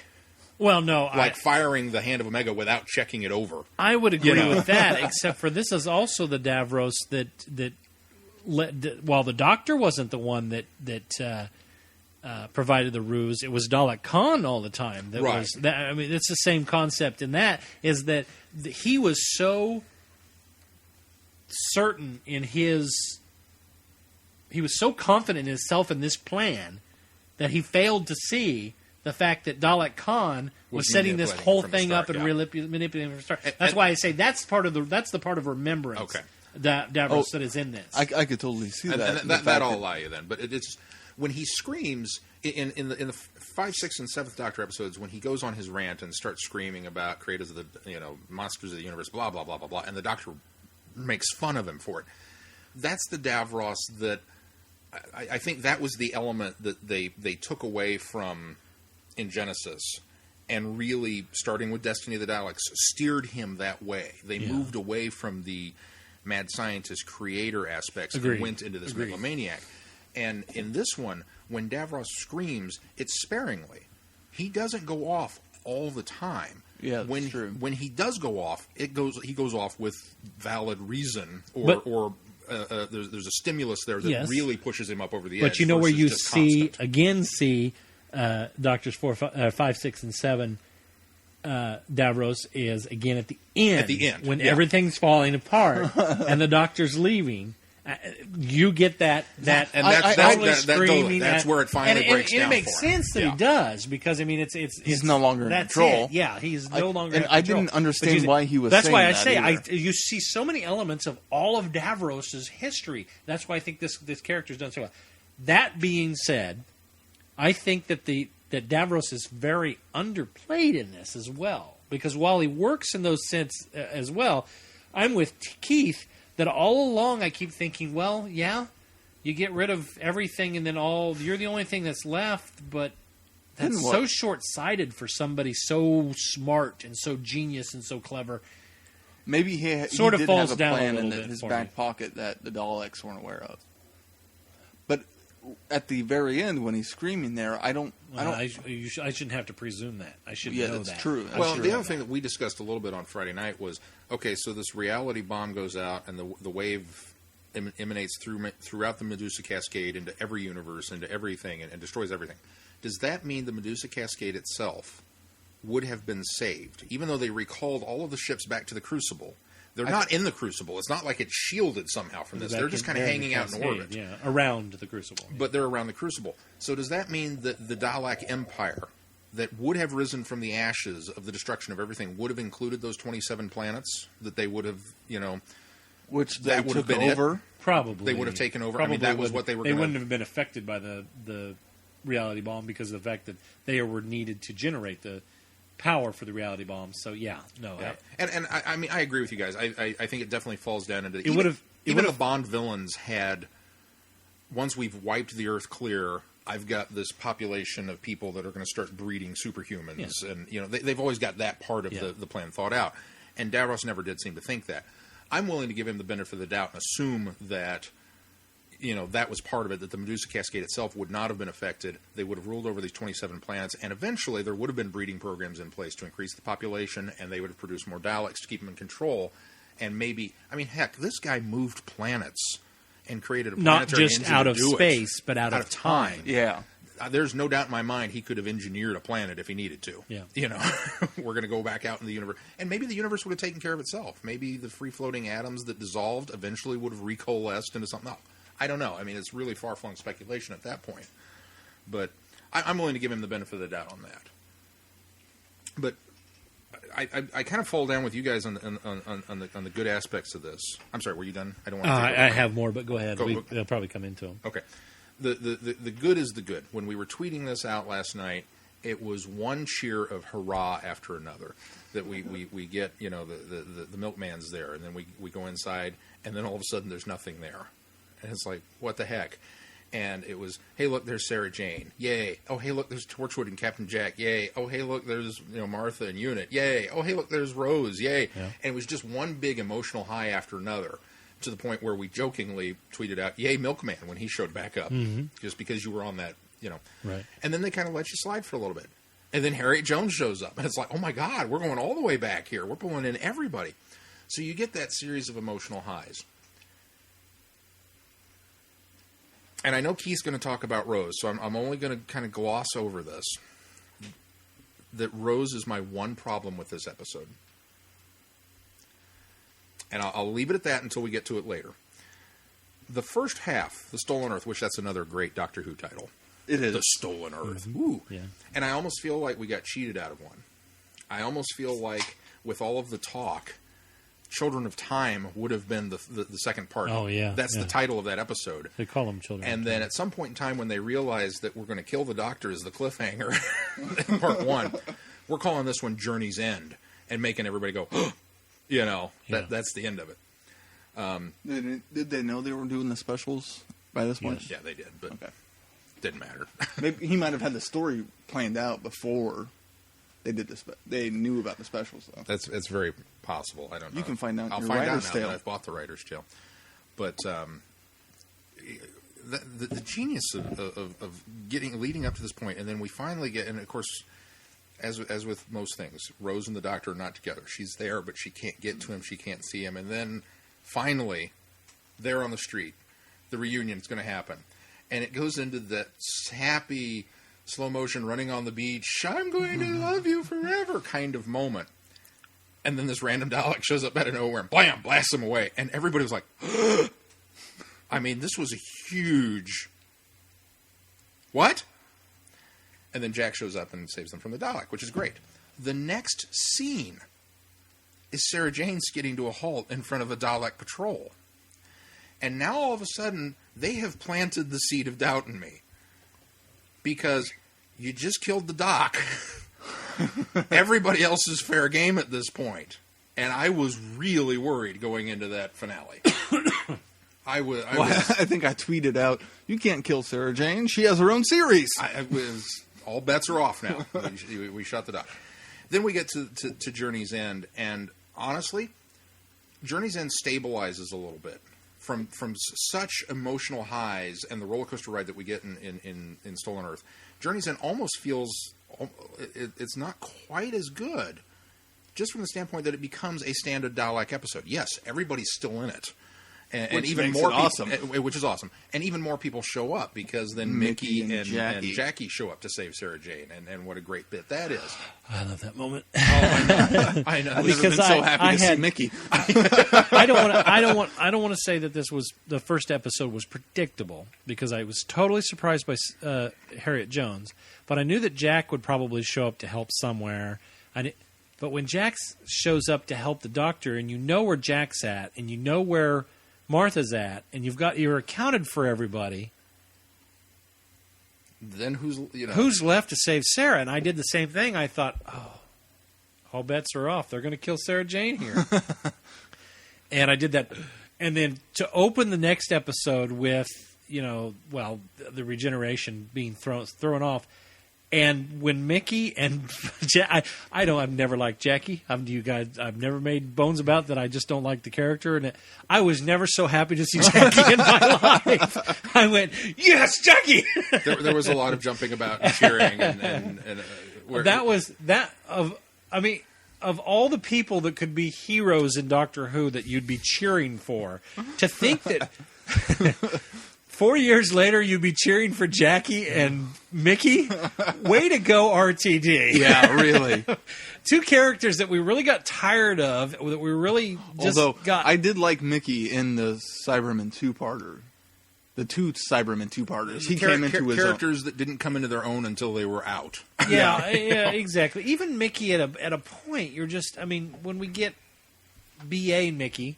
We get you kind of get a little tired of him there too, because I don't know, it doesn't work. But anyway, Mickey's never been a favorite of mine, neither has Jackie. But to see that, using those two to show up and save Sarah Jane, that was absolutely fantastic. That was a goosebumps moment right there. Oh my gosh, I absolutely loved that. And does it say something? Let me get back over here in front of the mic. Does it say something about the weakness of those characters, that the only way to redeem them and make them awesome is that we had to put Sarah Jane in jeopardy to then make their rescue that much more possible. Or maybe it just shows the attachment that Sarah Jane has, that we're willing to accept help from anywhere. Yeah. I don't know. Like I said, I don't want to dog on Mickey and Jackie because I really liked Mickey once he came into his own. Yeah, I did too. It was just leading up to that. And I felt bad for Mickey all throughout, season one, where he was picked. It was funny to see him picked on, but it was a little heart-wrenching too. Even in was it Boomtown, when he's running around and we've got Jack and Rose and Mickey, and it's kind of a full TARDIS set again, and Mickey's kind of the butt of the jokes, and you just felt bad for him at times. But, just the epic nature of that, from shouting obscenities at the screen in the end of part one to cheering the loudest jumping off the couch screams of part two, the start. But after that, it really does kind of settle down into a standard Dalek episode. We're on the Dalek ship, we've sneaked aboard. There's a plot. Dalek episode, I thought. And Davros, for all of the wonderful stuff that we've heaped on Davros in the portrayal and how good he is in this episode, the plan and everything, it just all works. Almost a kind of lackluster intro Yeah, coming out of the shadows. He's parked in that tunnel. He's not even in the he's shadows talking. much. You can tell it's And Davros. it's Well, yeah, that's right away. because There's the no eye- surprise there. Yeah. I mean, You can it see is- the eye You can glowing. see his whole outline. This time that I watched, There was it, no I reveal. Yeah, It there just- was no he reveal just at showed all. up. And it was almost like they were. It's almost like they messed up. Like they didn't have him in shadow. Like at the very least, I'm going to know who it is, but do a little better job of concealing him. But then again, maybe I should be It's like- grateful for the fact that they didn't, because you almost feel cheated. Like, well, I know who that is. I mean, Well, it's like then having he comes rolling out of the shadows, and you go, of course, I knew it was. Yeah. It's like having a of the Dalek episode and them teasing the fact that, oh, what could this monster be? Well, and I wonder. And that's the surprise that works in this one, the Stolen Earth. You don't There's expect the no Daleks. Daleks in that title. And then we don't get the telltale through the eye stock viewing where everybody perks up and goes, oh, this is the big reveal. It's the sound coming over speaker. the transmission speaker, which that was way more effective and way creepier than just about any intro the Daleks have been given, with the possible exception of the one rolling up out of the river all the way back in Hartnell, because I'm still floored by that one. But What was that, Dalek Invasion Earth? Which Yeah. there was even a reference to Dalek yeah, Invasion of we Earth in caught this. that. Yeah. Which was very cool. When the doctor says, you've They've tried this before. It sounds only, familiar. It only sounds one very person familiar. Tried that one. Only It was like something about only one person would try to do something like this, and he's done it they've tried that before. before. They tried they've to move tried the that Earth before. Yeah. And Keith looked at me Don't and say when was they that? don't necessarily say person, because then Well, you would they- think they- he was thinking of Davros, but he wasn't. He's just That's meaning the true. Daleks. Yeah, it was just the Daleks. Although technically, even though Davros wasn't in that story, in the Dalek timeline, it would be later. So Yeah, but Davros, Davros wouldn't have been around. yeah, would have. It was after the Daleks were Yeah, created. but Davros wasn't around, so it was thousands and thousands and thousands of years after Davros had created the Dalek. He is a hard man to kill. I'm not convinced he's dead now. I don't know. I'm waiting for the special edition Dalek box set where they go back and CG Davros into the background of all those scenes in black and white. 2D cardboard cutouts. So we get off of that and we come down and we've got this. And the Davros reveal is not anything. It's just, and honestly, I don't want to say that this was spoiled for me. This was one of those I spoiled myself on. Because we finished season 3 and we learned that there's going to be a season 4. And I'm like, all right, yeah. And then the brain kicks in and it's like, well, what have we got? We brought back the Daleks. We brought back the Cybermen. We brought back the Master. Who's left? Oh, I thought Davros. I did the same thing. And it wasn't even. Who's the I next I big didn't go villain look- that needs to come I back? didn't go look that out. Yeah, I but didn't. I just- went. Well, Davros is the only. Davros has got to be season 4. It was an But we educated- also got- It's an educated guess. Is really Yeah. what it is. Well, it very well could have been Sontaran's coming back for the finale. No, and in not fact, big that enough. that solidified my expectations that it would be Davros at the finale when the Sontarans show up halfway through the season. See, I guess in my mind, because in series 1 we get Dalek, I didn't expect the Daleks to be in the season finale for that season. So I don't expect. I mean, anything's possible at that point. Once they've set up the fact that, okay, here's a villain, oh, they can return. Just because the next 2 seasons that didn't happen doesn't mean that it couldn't happen for the 4th. It just follows suit with what Doctor Who's been very cookie cutter formula since it came back. It's pretty easy to predict what's going to happen in Doctor Who. I watched the bonus feature on this disc, The Journey So Far. And he talks about being kind of cookie cutter, almost poking fun at himself. well, and I mean no disrespect to the Sontarans because obviously we thought they were worthy of their own archive, but I hope that picked up on microphone. are you finished or should I go on? No, I'm good. I mean no disrespect to the Sontarans, but realistically, Doctor Who has A-list villains and they have B-list villains, and the Sontarans are a B-lister. The real A-listers are Daleks, Cybermen, and the Master. Those are the big 3, which is why those are the first 3 to come back in the new show. Who are you going to go get? We go get those guys and bring them back in. Now, yes, we had the Autons. Well, in that the was the very- pilot episode. How many pilot episodes have we looked back on and kind of gone, meh? because the pilots are never as good as they get to. So that makes sense to me. We've had the Macra for crying out. The Macra showed back up. The Sontarans, even the Silurians. As much as I love the Silurians, they're B-level. Yeah. They're just They not quite really up are. there.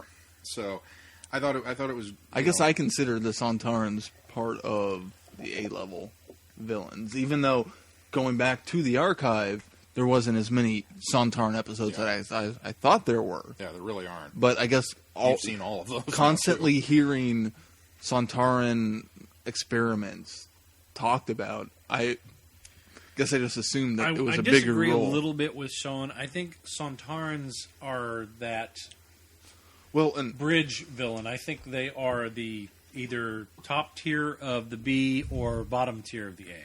I think that you could easily I'll lump give them them. top tier B. I think you they're could B. easily lump them into the bottom tier of the A They're because the- they have such a steeped lore with Doctor Who. as- I think they would be the fourth in line as far as most acclaimed. and Doctor Who they've villain. gone to spin-off series.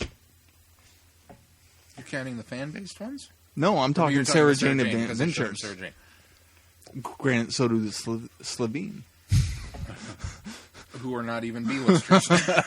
See, I would they make consider more the return. Sontaran bit. But to come back mid-season, I didn't think they would turn around and do like they did with Dalek, have introduce it, I guess mid-season, if and then come back and do a finale with them as well. I guess if it were a one being episode, that big enough to come back and be the finale as well. maybe if it were a one episode with a lone Sontaran, they could have pulled it off again. But with the epic two-parter that they had, with the entire army of Sontarans showing up mid-season. Right. Davros just made sense. He just felt right that of all the biggies, it's going to be another Dalek. And we haven't had a Dalek episode this season. The last we That's saw true. of them was Daleks in Manhattan, which was an early third season. Yep. So that was mid, wasn't it? No, it was like episode 3 and 4. Yeah. 4 and 5. Yeah, 4 and 5.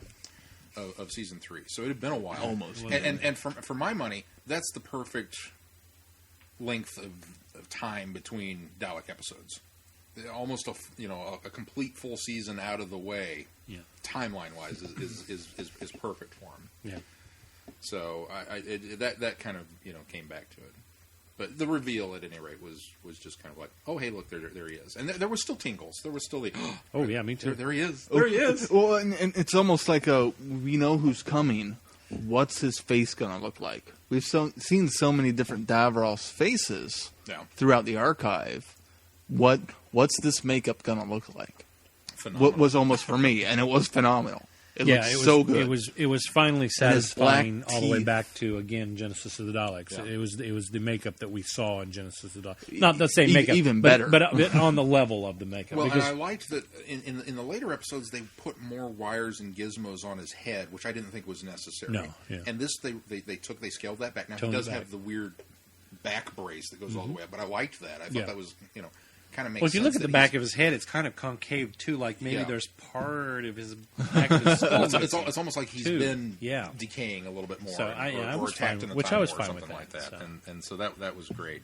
And then everybody having the screw your canoe joke. With I've got a warp star, I've got an Ostrowski, Oh, yeah, I've got yeah. this, Bluff. I've got, wow, really? And this is where I kind of come down on Earth's side as opposed to the Doctor. The Doctor's like, you need to destroy that, get rid of it because why? Why on earth would you build such a thing? I'm sorry. In this instance, it's the right.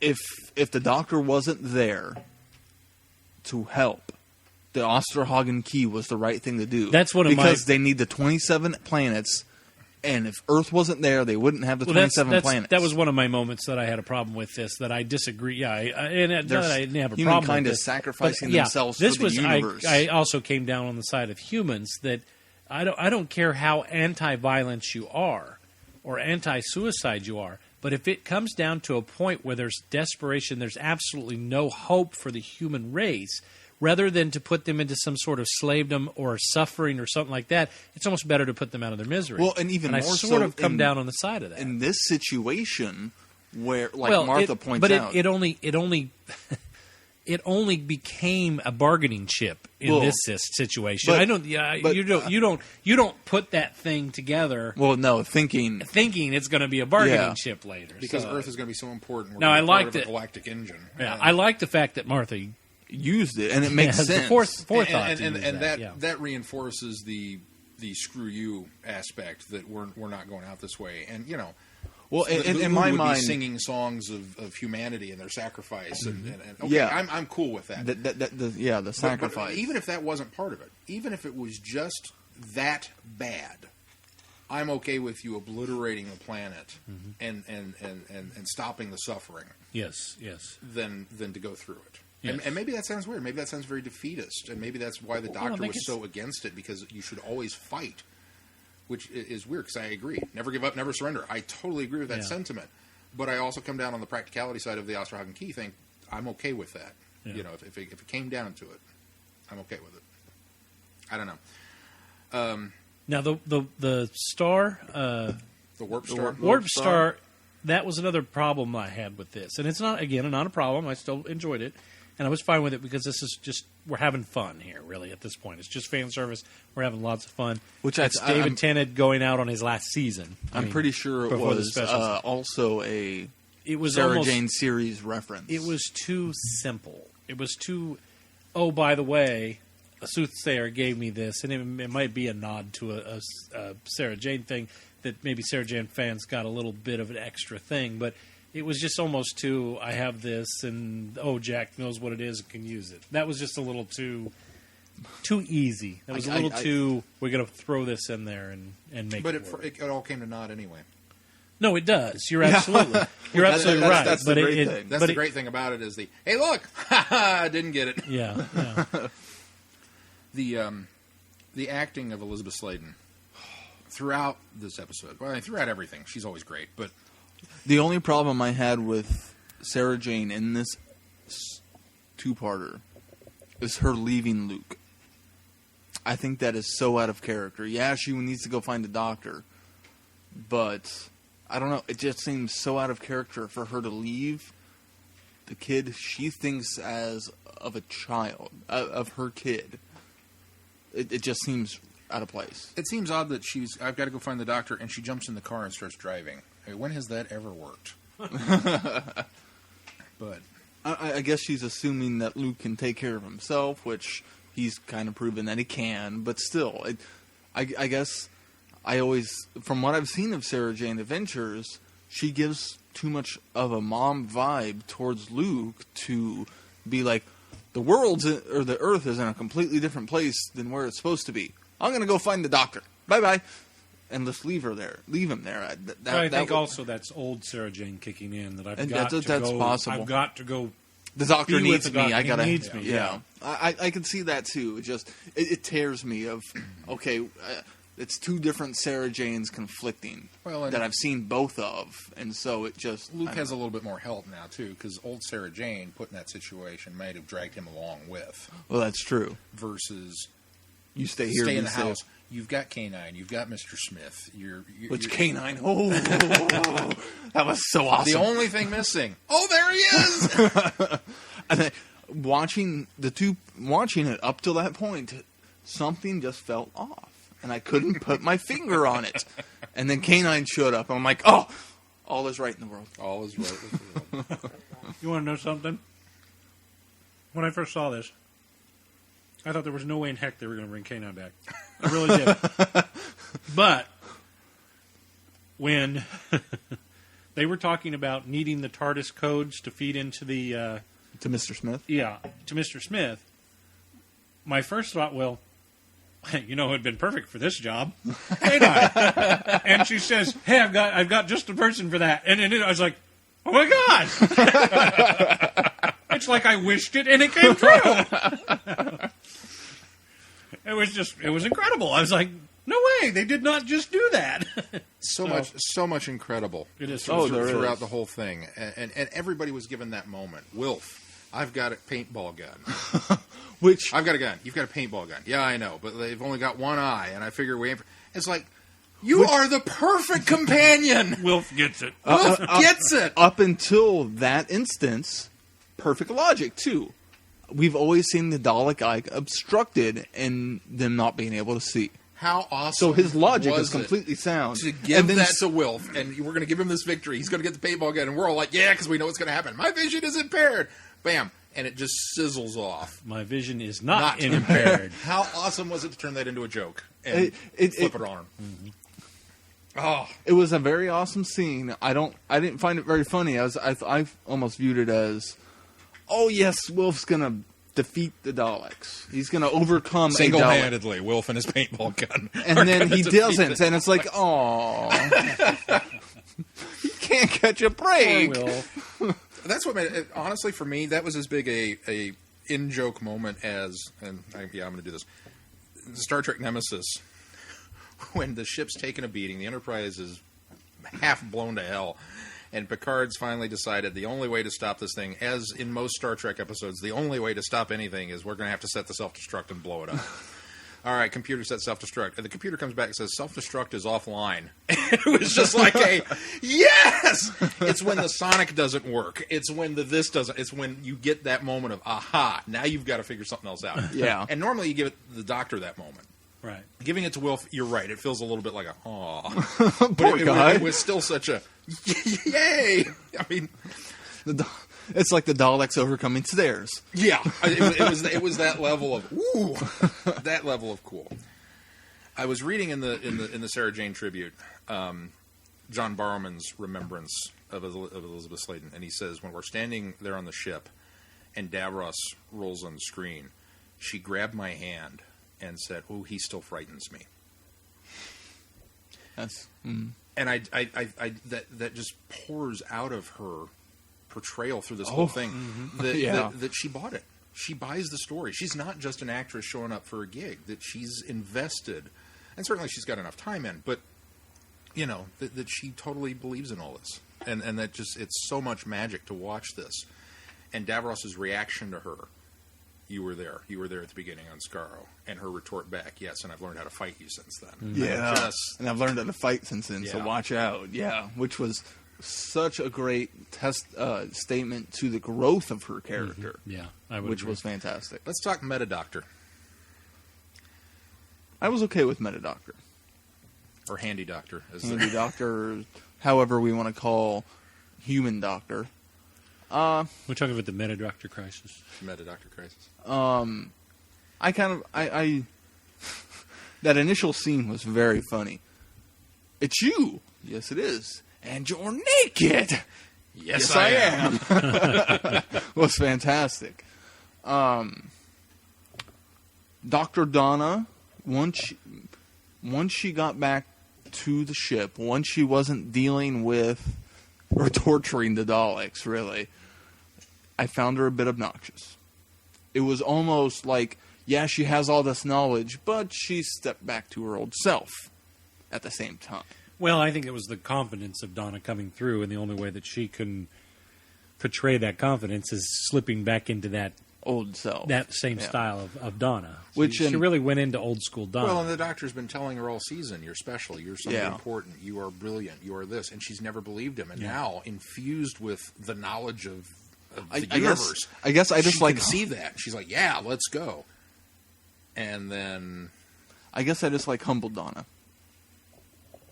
I prefer humble Donna than anything else. Yeah. And I feel like Catherine Tate and Donna somewhat has been shortchanged this season. It's a great story, but... How have they been shortchanged?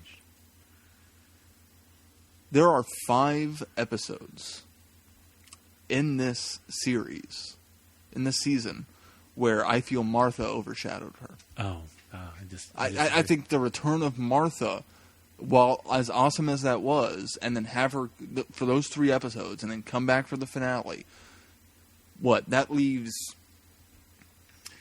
He's got a point, and I've thought about this too, because Donna Noble, I'm going to go on record as saying this, Donna Noble is my favorite new series companion. Period. She's just that good. But when you look at the series, she's in Partners in Crime, Fires of Pompeii, and Planet of the Ood. Then we get Martha back for Sontaran Strategy and Poison Sky and Dr. Sky. So you're sharing that limelight. Mm-hmm. It's her and Unicorn and the Wasp, No, she comes along for the ride with Doctor's daughter too. Yeah, oh, you Doctor's said daughter. Doctor's I said daughter. Doctor's in that daughter. one. Oh, sorry. But Martha's there, so But they're then, sharing. Martha leaves. So yeah, that's what I'm saying. Unicorn and the Wasp. But then Silence in the Library, Force of the Dead is really, it's a River story. It's overshadowed by River. It really Donna is. is such a small role in that, especially since Force of the Dead, she spends the entire episode in the computer. So those don't count. Midnight. Well, she's not in that one. that's the Doctor Heavy episode. Turn Left. Which was a Which fantastic is episode fantastic and great and for her. very, very much a Donna episode, even though Rose is in it. But And Rose then doesn't these take two- away. I guess Rose doesn't take away from Donna as much because she was such a small. She popped up here and there, as well, opposed you to could make Martha. the same argument with Partners in Crime when Rose shows up at the end and everybody went, oh, Rose is back. Yeah. It was just forgotten all of a sudden that he's got Donna now. But- or but going to get Donna. the Oh, Martha- Rose is back. I mean, just instantly dropped. So really, there's only 5 episodes where it's just the Dr. Donna. They're important episodes. They're great. all great episodes. Yeah, I will contest that there's not a bad episode in this season. I think also though, I think if you look at it, if Donna had been more predominant in this season, while she grew as a character, she's still very one-dimensional and very comedic. Yeah. And I think there would have been too much of Donna. So I think That's true. this season balances it out. I- So I don't I think just- she's been shortchanged. Maybe she's been shortchanged as a companion. I think she's been In that shortchanged as a sense. companion. But I think that because I think they played the character correctly this entire season and did it right in the way that they balanced her against others. I agree with you there. Because she's not a Martha and she's not a Rose, and but she's her own thing. She's her own and character. that's why I don't get as teary-eyed as you guys did at the final scene. Oh, It's a very sad scene. I completely give that. It's very Plus, heartbreaking. don't forget Donna got Runaway Bride too, so you get to count that as Well, that's her- true. So 6 Not but- this season. No, but if you're saying over as a companion. 6 she got episodes that. as a companion. because I mean you got to add But Martha getting extra for this one, and But I didn't like her in Runaway Bride either. I don't think you were supposed to though. Yeah. Yeah. So, but I, it's heartbreaking. It's very sad. But I didn't get attached to her like I did with Rose, like I have with Martha, and that's the difference. Is why I feel she's been shortchanged. You don't get the chance to truly. You get a chance to like her. You don't get a chance to get attached to. See, I got much more attached to Donna than I did for certain Martha, even though Martha was around even more. Even though Martha, to some extent, is a better companion. I think she is. I don't know that I don't think she's a better companion, but we spent She's- mo- the problem we with spent most of Martha our is time in she is- season 3 she praising is- Martha's praises, which I think is well the problem deserved. is Martha is Rose all over again without the Doctor also having that love interest with her. But that's where her story arc comes into play, that she evolves so much as a person, and to the point where Agreed. she needed a Especially- second season especially- of coming back Agreed. and showing up on Torchwood. Agreed. Especially But- once she Finish that realized there's no romance. But I think I action became there. much more attached to Donna because Donna was such a stretch, was such a different character, Yeah. and actually was not the atypical companion, and was the temper for I Ted. love that and that's aspect what of her. attached me to her. And I think I latched onto her a lot quicker because it took me a little while to latch on to Martha, because you have to admit, for the first half of that third series, it really feels like Rose Adventures. Yeah, no, I mean, it I just agree does. with that. It's Especially not since until the he middle takes of the her series back to where the she same starts exact planets. It's not until she starts to grow that you really start to appreciate her Yeah. as in her time as the companion. But It's a but very, Donna had me from Partners in Crime. Yeah. Because she was such a different type. She was number one, was not pining after the Doctor. Number two, she didn't have this sense of adventure or wonder that the other two young girls come into. She has that needing something more, but only because she got shorted by it, so long ago, and she was trying to fulfill a need. Whereas Rose and Donna both, Martha both, have that sense of mystery and wonder is what that lures them into their adventure. Hers is she got a taste of what it could have been, and then she missed her chance, and so she was so trying to get back there to it. And so it was so much different. That's why I got attached to Donna so much more. And Donna being more of a mature companion, and maybe because of my age now, I thought Martha was that had I watched this mature. 10 years ago, I probably would have been more She was older than Rose. attached to them. But just Donna's maturity level and just the striking contrast to the Doctor, that's what attached me to. And she had me from the beginning, and so I think that's why I became more attached. And that's why it's more emotional, because the Doctor continued to bolster Martha and Rose's esteems, and rightfully so, because neither of those two girls ever thought they were nothing special. They kind of aspired to be something and knew kind of their self-esteem wasn't as low as Donna's going into it. Yeah. Donna's was the whole time, and that's why I championed her so much, because the Doctor was the only one there saying, "You're really much better than you think you are. You're really special. You're really you're brilliant. And she didn't see it. And I think that also she was so much more humbled that it, I love the me fact to her that so she much. got her deservance. Maybe- That she got her moment in the spotlight of saving the day. I loved that. That's the That's the heartache. That's the tragedy of Yeah, it right I there agree. is the That fact is that very she worked. tragic. She goes from that one degree to the other, and then all of that's yanked away from her. And I'm getting teary again. We've spent the entire season being told Donna Noble is the most important woman in the universe, and then She's she doesn't believe it. Well, we spent the entire season believing that too, but she doesn't believe it. And then we get to this moment, and she becomes the most important woman in the universe. And it's the carrot's there, where we think it's in turn left that she's the most important woman in the universe because she saved the Doctor under the Thames in Runaway Bride. And what would have happened if that hadn't happened? Yeah. And instead we find out, no, it's this moment. All of this has led up to this moment that the Ood foresaw. And then that happens, and she realizes for the first time, yes, I am that important. I am that cool. Oh, my God, how awesome is this? And then it gets yanked away from her. They waited till the last possible moment to yank that rug out. Which, yes, let it her was fall back down. when it was very sad. I just didn't have the attachment that you guys did. I wonder, honestly, if that's an age thing. Could be. Because you're closer probably to Martha's age Probably. than we're, I'm sure, a lot closer to Donna's. And I mean no disrespect to Catherine Tate, since we've joked about how old we are. But I wonder if that maybe just comes It into could it. be. Because we've also... Maybe we associate with her better than. Well, and when you're younger, others, because when they you're are younger, it's so easy to be told you can go out and have the world, and you believe it. Yeah. You're force-fed that from the beginning, and you think, yeah, I can do that. And when you get a little more set in, it's a little more sobering to realize that probably not. Yeah. Let's talk about Rose before Rose. we get Let's- away, let's because get into Rose. this is one of the things that I think that the end of this two-parter does sort of cheapen her goodbye. It does. I sort of like them setting up the fact that she gets her Doctor. She does get her reward. My problem with But that... it's not the same to me, and I felt very empty, and I felt like that she was getting the consolation prize in this situation. in my mind, I thought, you're getting what you've always asked for. This is the Doctor you know, the Doctor you love, but human. He gets to grow old and die with you, and you're going to whine about it? When any other companion who fell in love with the She Doctor... makes a good point. It's not him. It's not him, but he has the memories. It's like a consolation prize, though. I mean, it's I- like I don't it's see like, it as a consolation It's like prize. if somebody said, "Well, Sarah's got to leave, but we're going to leave you a copy of her." Would you be? Well, Would you be fine with that? I wouldn't be fine with that, but... What if it was K9?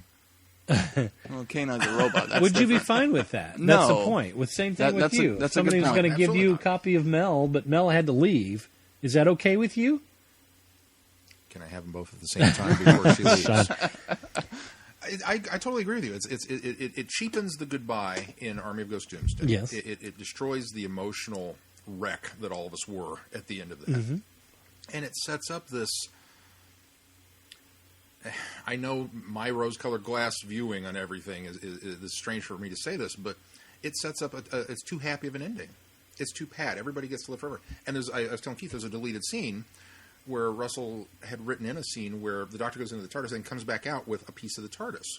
And he tosses it to Handy and says, you can grow your own TARDIS with that. Oh, I'm glad they took that out. And the idea being that the Doctor and Rose in the TARDIS, that's what this universe needs. And it should be. And yes, there's some poetic balance to that. Mm-hmm. But that would have cheapened it even further, I think. Further, I mean, it crosses the line into, really? Very much so. I guess overall, aside from when she's actually with the Doctor, I found Rose overly whiny, especially with the computer stuff. Well, I was a companion first.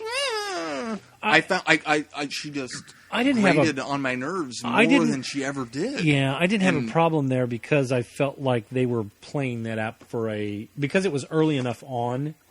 If she had just been like that the entire time, then I would have graded. But then she gets to meet up with the Doctor and be with the Doctor. Yeah, but so it was I think early if they enough had kept that her it was apart like from the Doctor the entire time, she would have been that way the entire time. It was early enough. I don't think so, but it was early enough because it was. I think it was a storytelling vehicle.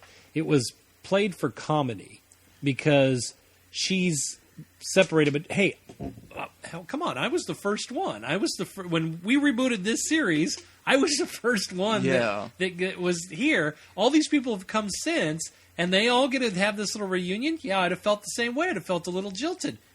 I didn't have a problem with it that early on. Now, had that continued to be a theme with her, yeah, I would have thought she'd have been whining. No, I don't think that she would have gotten that way because I think they played that moment for what we did is we got a little bit of the early immature Rose that we got in the early series, which was fine because we're reintroducing the character and we're going to say, okay, here's a little bit of the Rose you know from before, and this is a little bit of the Rose we know from later, and that worked for me. So. See, I guess if it would have been.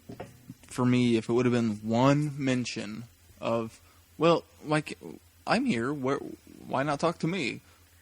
That sort of thing, as opposed to... It would have been too subtle and would have been lost. I don't think so. Yeah. At least for the viewer who's seen everything, all of new series, to say, well, I was here first, once, instead of hammering that in that scene. I just watched it and I didn't think they hammered it. It felt she like says it a couple of times, but it just felt like she was like a. But you've never liked Rose. I liked You've always Rose. hated Rose. I didn't hate Rose. Rose has never been a favorite character. It's not been a favorite character. We know that Rose is. It's not a favorite character, but I did like Rose. Rose was mean to K9 once, and she was never mean to K9. You've hated her ever since. No, that was Romana. Romana was mean to K9. Anything else we got to touch on besides Rose? Sean? I got to kind of side with Keith. We've been teased with Rose coming back all season. Yeah. She's coming back, and the elation of that. And then we see her as her new self in Turn Left. Just prior to this. Just prior to this. So for her to show up, I agree. One line of, hey, it's me, I'm here, and then it's not her. But she spends the first half of the episode pouting. She really does. She's being very. I mean, I'm sorry. The world is about to end. It's not all about you, Rose. This. Yeah. It feels very, and maybe that's the big problem. All of the other companions go off to go find the Doctor, or stop it, or save it, or what can we do? They want to find the Doctor in order to save everyone. Rose wants to find the Doctor to find the Doctor. Yeah, that's the way to be reunited. To be reunited with the Doctor, and it just doesn't work. Then we get the scene on the street where they're running toward each other, and that gets interrupted. And then we get the scene in the regeneration sequence, which was handled brilliantly. That hand finally came into play, and it was like, wow, they're so pulling every loose thread. And tying it all together for us. And then she spends the rest of the episode with the Doctor. It's him and Rose throughout Journey's End, and all the other companions wind up getting split off to do other things. And then reunited at the very end. And really? Did they come back together? I don't remember that. They never really get, for me, the emotional payoff of that reunion. For being teased with it all season long, we see her and him, but not together on the video. We almost come together on the street, but then he gets shot, and then we've got to hurry up and get over here. And then we're in holding cells apart from each other. I mean, so it almost felt like a very calculated move that we're not going to let them get together until the only option is Consolation Prize Doctor. Well, I think that's the way they devised it. I think they devised it that way so that Dr. Proper doesn't get too reattached. Yeah. He's distanced enough that it makes it easier for him to give Consolation Prize, which then in turn, as I was saying, cheapens it and kind of makes Which, and for me, maybe because David Tennant as an actor and David Tennant's portrayal of the Doctor has grown so much in the past 2 seasons, I still see Rose and Eccleston together more than Rose and Tennant. Gosh. You see a whole different Doctor Who than I do, because it wasn't until I know there's a lot series of that, 2 but that they really. But when I think that's of when Rose, the budding but now, relationship. maybe because I've seen so much more Tennant, when I think of Rose, I think of Series 1 and Eccleston. Wow.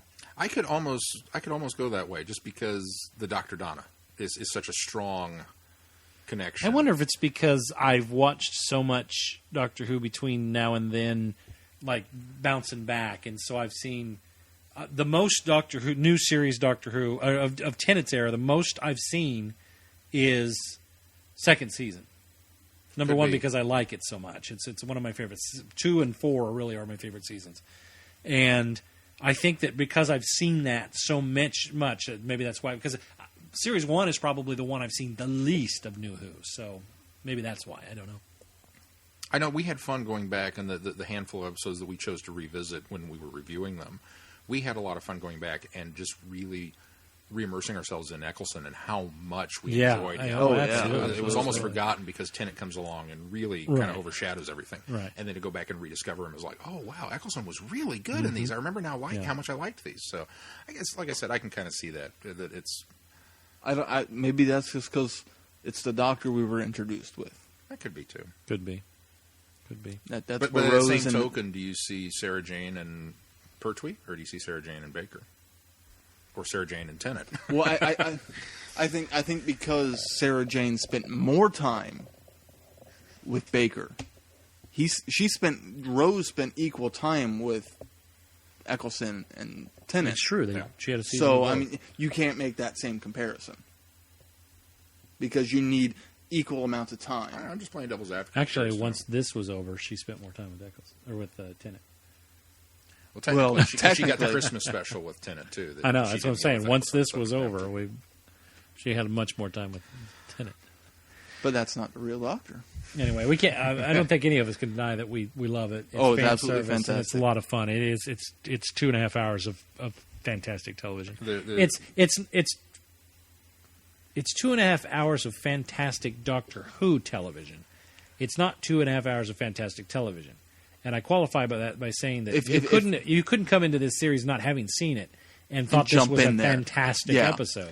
So it's not fantastic I made TV. the group watch it. Like we got done watching this when it came down, and I took it over to the group and immediately sat down and rewatched both parts back to back again and said, "You have to watch this; it's fantastic." And kind of got a lukewarm reaction from everybody. Exactly. But they're not big Doctor Who fans. Yeah, if you don't know the history of Who, you don't appreciate well, especially it. the RTD But I think era. RTD felt like that. By the time he got this far into his run and he knew it was almost over, this is where he really could, let loose the floodgates of the culmination of it. So. The obviously, we love the end, and the flying of the TARDIS, flying of the TARDIS home. Although it feels a little hokey. The sci-fi fan in me is coming out going, oh, really? You're going to tow the Earth home? And the only thing that's going to happen that was quite hokey. There's a lot of hokey. There's some earthquake, but, and the things are falling off. The curio cabinet is falling over, but other than that, we're okay. But again, it's Doctor Who, so you make exceptions. Well, not to mention that the Earth stayed warm the whole time it was in the. We locked down the atmosphere, so it's not going to blow off. But the heat, we're not concerned exactly. about that. Yeah. It's not going to take that long to tow it back. Right. It's only a couple of 6. Which I love the references. That you wonder why the TARDIS is so shaky all the time. It's supposed to be flown by 6 people. Yeah. Which I thought was really cool. That was neat. I love the verbal slapdown of Donna's mom. Oh, that's yes. been building and building and building. She had one good moment this entire series, and that was when she saved Wilf. Yeah. The rest of it, she's unlikable. And then the fact that the doctor says, well, you should tell her sometime. Yeah. Well, and that plays into all of the parents, really. You look at Jackie, you look at Martha's mom, you look at Donna's mom. All of the moms in this show have been a little downer. They've been kind of, you're not good enough to be traveling the stars. Yeah. So I wonder if that plays I don't into think it as Jackie well. thought that. I thought she was more worried about the safety of Jackie was Rose. a little more possessive too Yeah.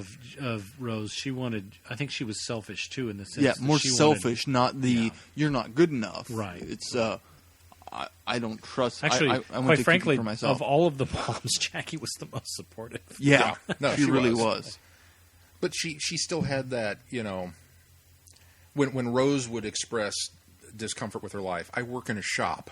And Jackie's reply is, well, what's wrong with working in a shop? I mean, she's trying to be supportive, but in a way that's, she's not necessarily encouraging her, yeah, you No. should go out and be this, you should go out and do this. Oh, what's wrong with working in a shop? But she's not like Donna's mom, who's putting her down.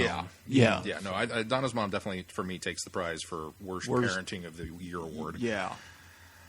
We didn't really get to touch on the Shadow Proclamation, but I know we're starting to run into that lengthy time frame, so we'll probably we'll save that for Well, another time. Shadow Proclamation, I would have to echo. Was it Phil that said that the disappointment with It the was fact a little. that It was cool to see the Jadoon again. Yeah. but it was also it's kind more of an a, organization. that's all it is. It's space police. It was almost it's like the cops. I think probably what happened though is I get the impression that RTD probably had more he wanted to do with it, and realized at this point in this tenure he hadn't done anything, and so kind of just shoehorned it, made it a little bigger than it was, or made it different. Maybe went a different avenue with what he had kind of intended with it, just to get it in there as one last nod to. I like the idea of the Shadow Proclamation. I like the idea of some sort of galactic force stepping in, since the Time Lords have disappeared and slipped into legend and myth. Yeah. And that they're the ones that are kind of responsible. And it makes sense with the Jadoon showing back up being the enforcement arm of that. And my friend Phil, I got to say, I cannot watch the scenes in the Shadow Proclamation headquarters without smiling, because Tennant goes, "Oh yeah, the lost moon of Poosh," and I crack up. A big grin hits my face every time he says that. I'm a little disappointed, though, really. Yeah. Overall, It's not so much that it was the treaty of the Shadow Proclamation, but just that there was this idea that these guys were out there policing the galaxy, and then not really realized. And Yeah, I wanted more from it. I do, yeah. And I'd love to see him come back. I'd love to see the, more. the hints that they've dropped about the Shadow Proclamation was nothing like Galactic Police. Yeah. I just think they weren't able to explore it in the amount of time that they went. They felt like they had dropped the ball on it, decided, well, we're going to just kind of close the chapter on it. Yeah. So. What do we got coming up next week, Sean? Next week, Friday Night Who, which is Friday the 23rd. Technically, we start at midnight, so it'll be The 24th. the 24th, Christmas Eve. It's not Christmas Eve. It is Christmas Eve. No, it's Christmas Eve day, but it's Christmas Eve actually starts in the evening of the night before Christmas. Christmas Eve actually doesn't start till evening. December 24th, we watch our first Matt Smith on Friday Night Who. We're going to go back and watch A Christmas Carol. So it's last year's Christmas special. And please feel free to join us. We have all kinds of surprises and fun tuned in for Friday Night Who. I know it's early for some of you. For those of you that are here stateside, yeah, it's midnight. I mean, come on, it's Christmas Eve. It is midnight. You're going to be up anyway. You're going to be up anyway. You still got presents to wrap, so you might as well join us for Friday Night Who. Pop in Christmas Carol and watch it with. You can tweet along. We are going to be live recording. First attempt. We're going to do a live commentary. Along with this one, while we tweet. So That's going to be. I haven't quite figured out the logistics on how we're going to do that, but I'm excited about the prospects. So you'll hear a lot of goofiness, and you'll kind of get an insight into how we spend our time when we're not in front of the microphone, which really is not all that different from when we're in front of the microphone. Exactly. Behind the mics. But feel free to, and we'll be reading off people's tweets, and we'll be audio commentating on the show, and we've got snacks and some surprises. some surprises. Keith has promised surprises. I don't know It's what going to they be are. our Christmas party. It's our It's Traveling our the Vortex Christmas party. And then Glenn is Maybe we'll do gamely some- decided that he's going to get that edited and thrown up on the feeds as a Christmas special, Yeah. even though that's Christmas weekend. Yep. And that's just a bonus. That is a gift from us to you, and a thank you for everybody to listen, and happy holidays. Yes. For that. Absolutely. Our actual podcast, number 52, which we'll record next Sunday, ironically, on Christmas Day, will be immediately on the heels of the new Doctor Who Christmas special with Matt Smith, the Doctor, the Widow, and the Wardrobe coming out. So and technically our 1-year anniversary. And technically, 52 weeks. It is 52 weeks, but epiversary. the anniversary would technically fall on the 53rd week. So. Oh, that's true. Yeah. You're talking to Mr. Millennium over here. So you can join us for that, and we'll have it'll be fresh off the presses. That's right. Quite literally. Yeah. So It'll still be warm and toasty out of the oven. If you, by the time that episode hits the internet, if you haven't watched Christmas Carol yet, or the Doctor, the Widow, and the Wardrobe. That's true. We'll be back into the potential spoiler territory Spoilers. for those of you that haven't haven't seen I don't watched think it we yet. need to warn people of spoilers 2 weeks ahead. I'm going to warn 1 week ahead. 2 shows ahead of time. One show ahead of time. That's next week. Don't worry about it. So 2 shows. We'll warn them at the beginning of the episode. Everything, all will be fine. And then I'm just saying, don't even bother listening to next week's No, episode. that's until not what you I get want. it. I don't want to do that. I don't want to say, and because then they forget and they don't know. They won't forget. And then, as promised, we're finishing the year, although technically it'll be the beginning, with a big finish. We're going to get into our first realm of big finish audios. We're going to do the first 3 Paul McGann big finish, which are part of the regular line, which you have to kind of get. This is where it gets a little strange with the multiple big finish ones that are out there. I believe I've got it written down on the website. It's episodes 16, 17, and 18. That is correct. Which is Storm Warning, Sword of Orion, and I can never remember the third one. Stones of Venice. Stones of Venice. So you've got 2 weeks to listen to 3 big finish audios, and be ready for that episode. So we'll dive into that. And the Friday Night Who before that, we'll be going back and doing Doctor Who the movie. Yep. So all kinds of fun things coming up, and then we've got half of next year planned. I've got half of next year. He does, sadly so. Just keep But an we eye won't to go the in. website. And unfortunately, I don't own a good chunk at the beginning of next year, so I'm We hoping may for have some to- Christmas presents to We come may in. have to split up, and I may have to buy some of those. So, Anyway, I think that's going to do it for us this week, guys. Until next week, I'm Glenn. I'm Sean. I'm Keith. Cheers. Good night, everyone. Be seeing you. You have been listening to Traveling the Vortex. Doctor Who and all of its associated programs are owned and trademarked by the BBC. No infringement is intended or implied.